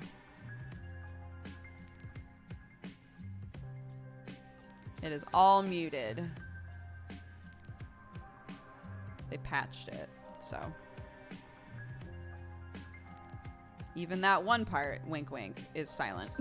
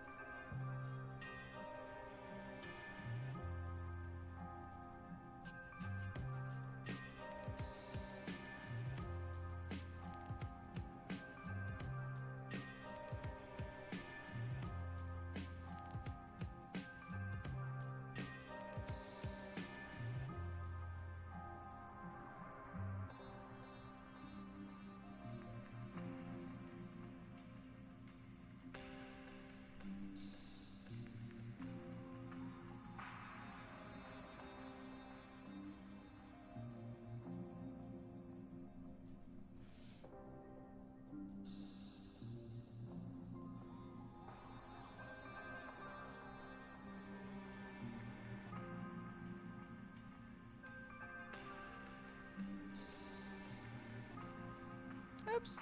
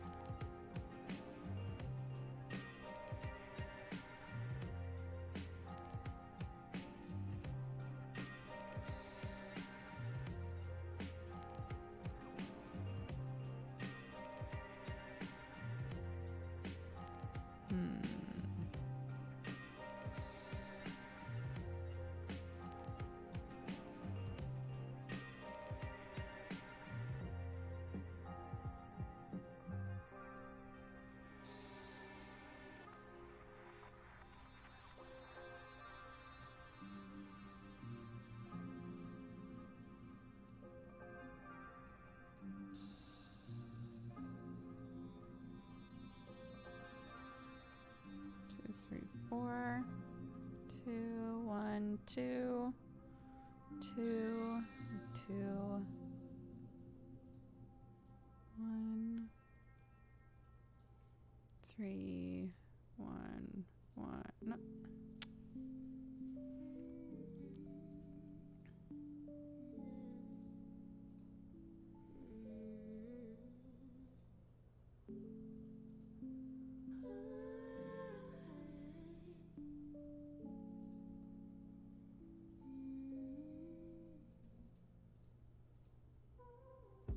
Master of the sun, memories falling on concrete. Leaving all behind, now you swear to be my enemy. Victim of your cards, I'm running in the dark, I venture into nothing. Gone into the night, won't you come and hold my hand?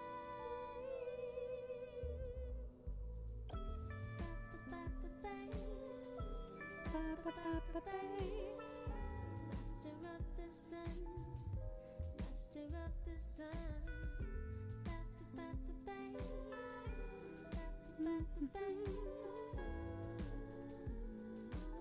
No, I still have not beaten the 400 bomb one. So, the void doesn't call yet. We're at 320 something. The music is still really low. Oh, my bad. Is that better? On my end, that looks like it's really loud, but it might not be for you.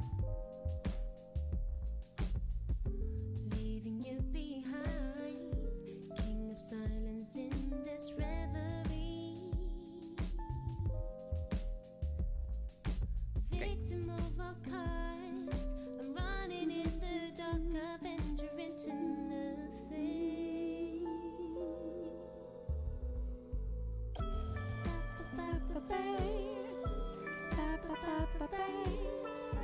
Master of the sun, master of the sun.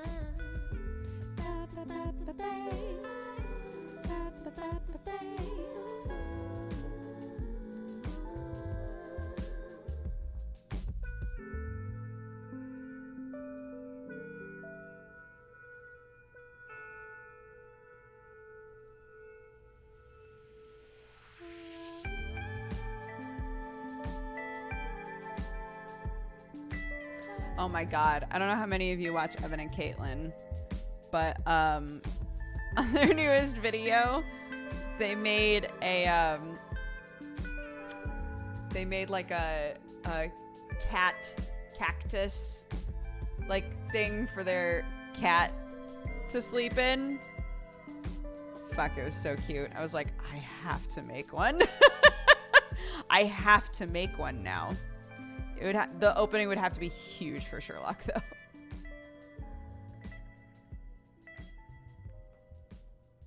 Evan and Caitlin is it's a YouTube channel that's all like DIY stuff. It's a husband and wife, and it's super wholesome and fun. like their channel a lot. I found them pretty recently.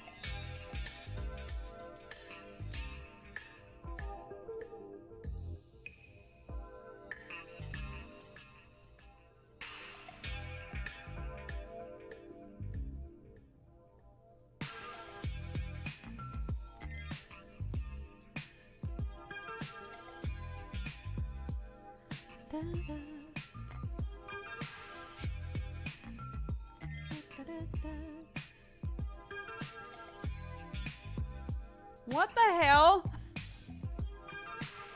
Excuse me? What the fuck is this? Okay, that's fine.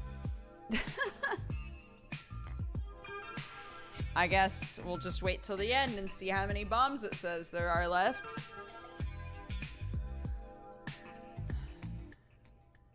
But Lord knows we're not going to make it.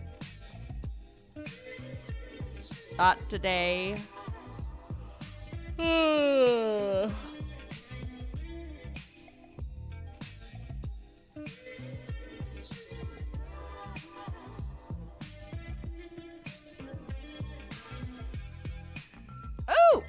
That's fun.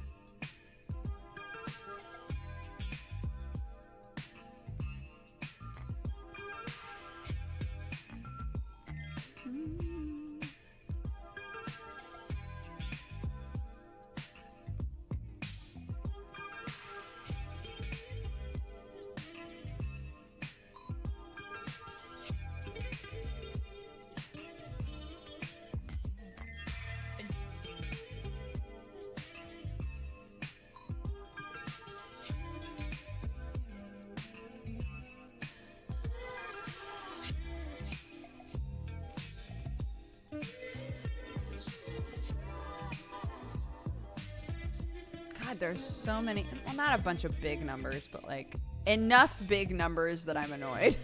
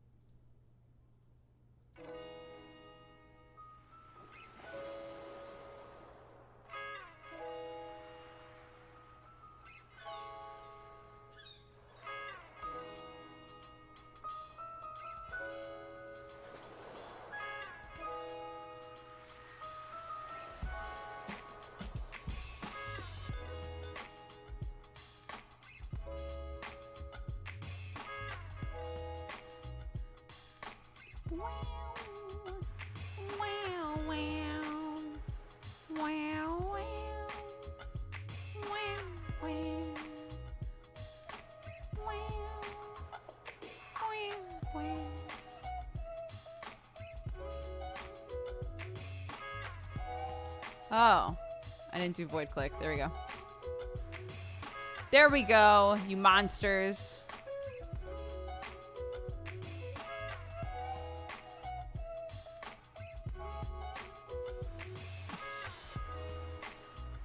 Yeah, there's a 6 right there. There can indeed be 6s. There can even be higher than 6s. And that's its own special kind of hell.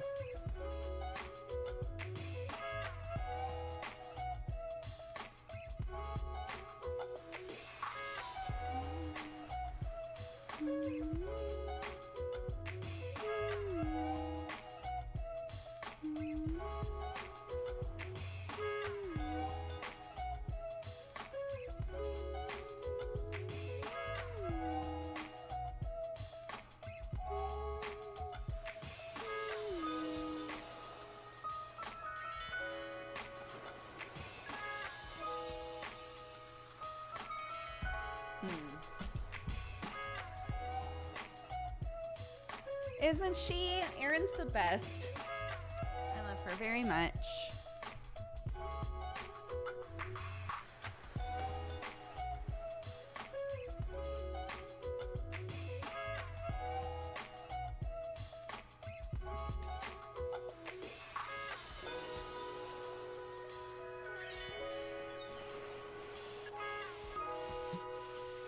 Yeah, her post on Mental Health Day 100% made me cry. Three,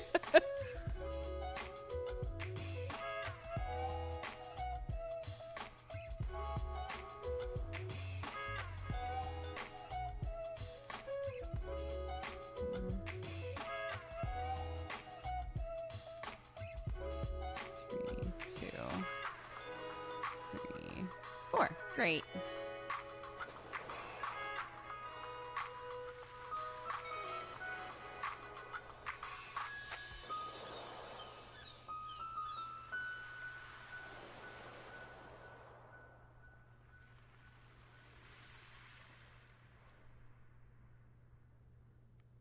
Why do your fingies hurt? We were playing Celeste. We were doing more of the Celeste stuff. And my thumb started hurting so bad that I was like, well, I'm not going to push it. I'm just going to play some Minesweeper.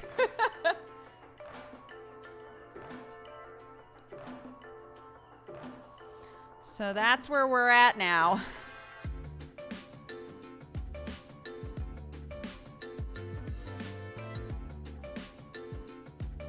Shoot. Oh, that was kind of a gamble. I mean, it 100% was a gamble, but that's what happens, I guess. What time is it? 12:46. So this will be our last run today, y'all.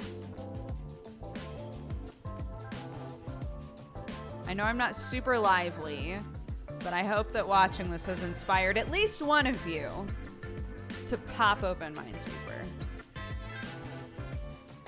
That would just make my day.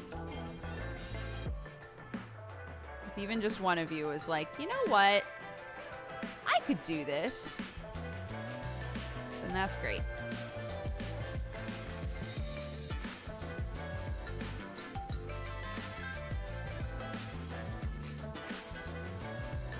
Yeah!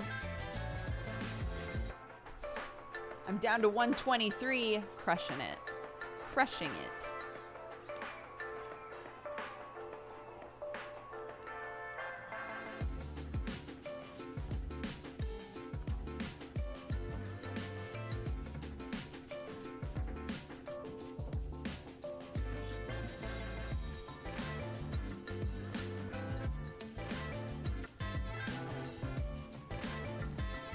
Oops. 4.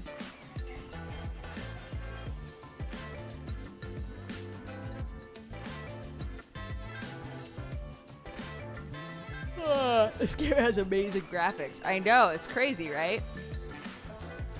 It's aged very well.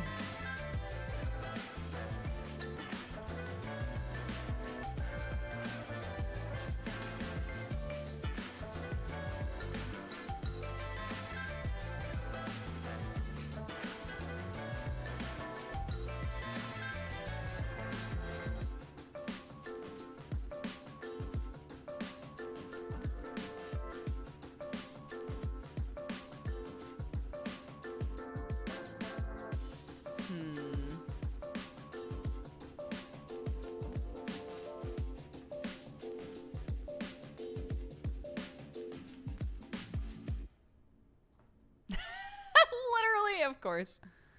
Wait, no, I said that was our last one. That's our last one. That's our last one. It's over. It's done. It's dead. It's a dead game.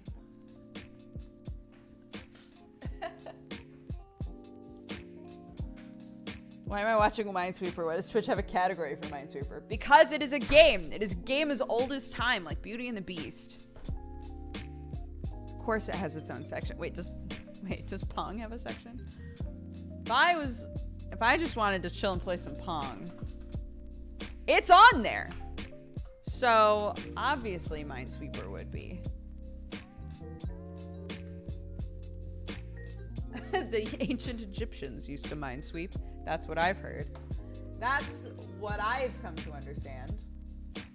All right, guys, I'm going to pop open our list of new and repeat subscribers, as well as gifted subs, all of that. Thank you so much for watching. If you're new here, I hope you come back. Our community is awesome. And for your info, I will be streaming again tonight in about 7 hours. So spend the day with my kid and put her to bed, make a little dinner, have all the time for all of that good, important stuff. And then we will be streaming again. It will be our 4th time playing Indivisible. So we're about 50% of the way through the game. That's what I've been told. So if you don't want to be spoiled on Indivisible, it's a fantastic game. Go watch the trailer. The trailer is so good. The animation is amazing. It's got a good combat system. It's very like JRPG-ish. So yeah, we've really been enjoying that game, but it is extremely story heavy. And if it's a game that you would like to play or watch, figure that out for yourself so that you don't get spoiled when you show back up here. Okay. I think that's it. If you want to stick around and throw some hype in chat for all these people and then spread the love, we'll raid somebody. That would be amazing. Let's see. Where are we at? Alex, thank you very much for the subscription. Welcome to the Cat Gang. Hannah, thank you again for the raid. I hope you're having a good night. Night's Eyes, thank you for gifting subs to Kidder Kadinks and Dave Headhand. Both of you, welcome and welcome back to the Cat Gang. Thank you, Night's Eyes. Be sure to thank them if you didn't. Avi gifted a sub to Tatum Man. Welcome to the Cat Gang. Thank you, Avi, for that as well. Upstart Renegade, thank you very much for subscribing. Welcome, welcome. Astro the Super Mage for the biddies. Did you ever visit the diner in Oregon called Duger's? I did not. Whale Facts, thank you for the 27. Irwin for the 16. Boopies for the 2. Solar Blitz for the 40. Cheyenne for the 38. Mad Sticks, thank you for the 7. Poppy Widow for the 18. Graphic Oats for the 3. Wake for the 1 year. Happy anniversary. Make Some Time, thank you for the 40. Pit Plays for the 26. Crimson Blood, thank you for the biddies. Crick Bell for the 2. Daily Ramen, thank you for the 10. Alien for the 19. Theodil, thank you again for the 2 years, buddy. I appreciate the support. Prudum, thank you for the 27. Katas for the 33. FidTech for the 40. Hyteri for the 20. Runner for the 34. Possibly a Joe for the 16. And Dr. John just gifted a sub to Stromgard. Thank you very much, dude. Welcome to the Cat Gang. Alrighty. Who's streaming right now? Who should we send some love to, huh? What's going on this website currently? Oh my gosh, Miori's streaming. Miori rated us the other day. She's a lovely member of the community, super talented artist, and has great emotes.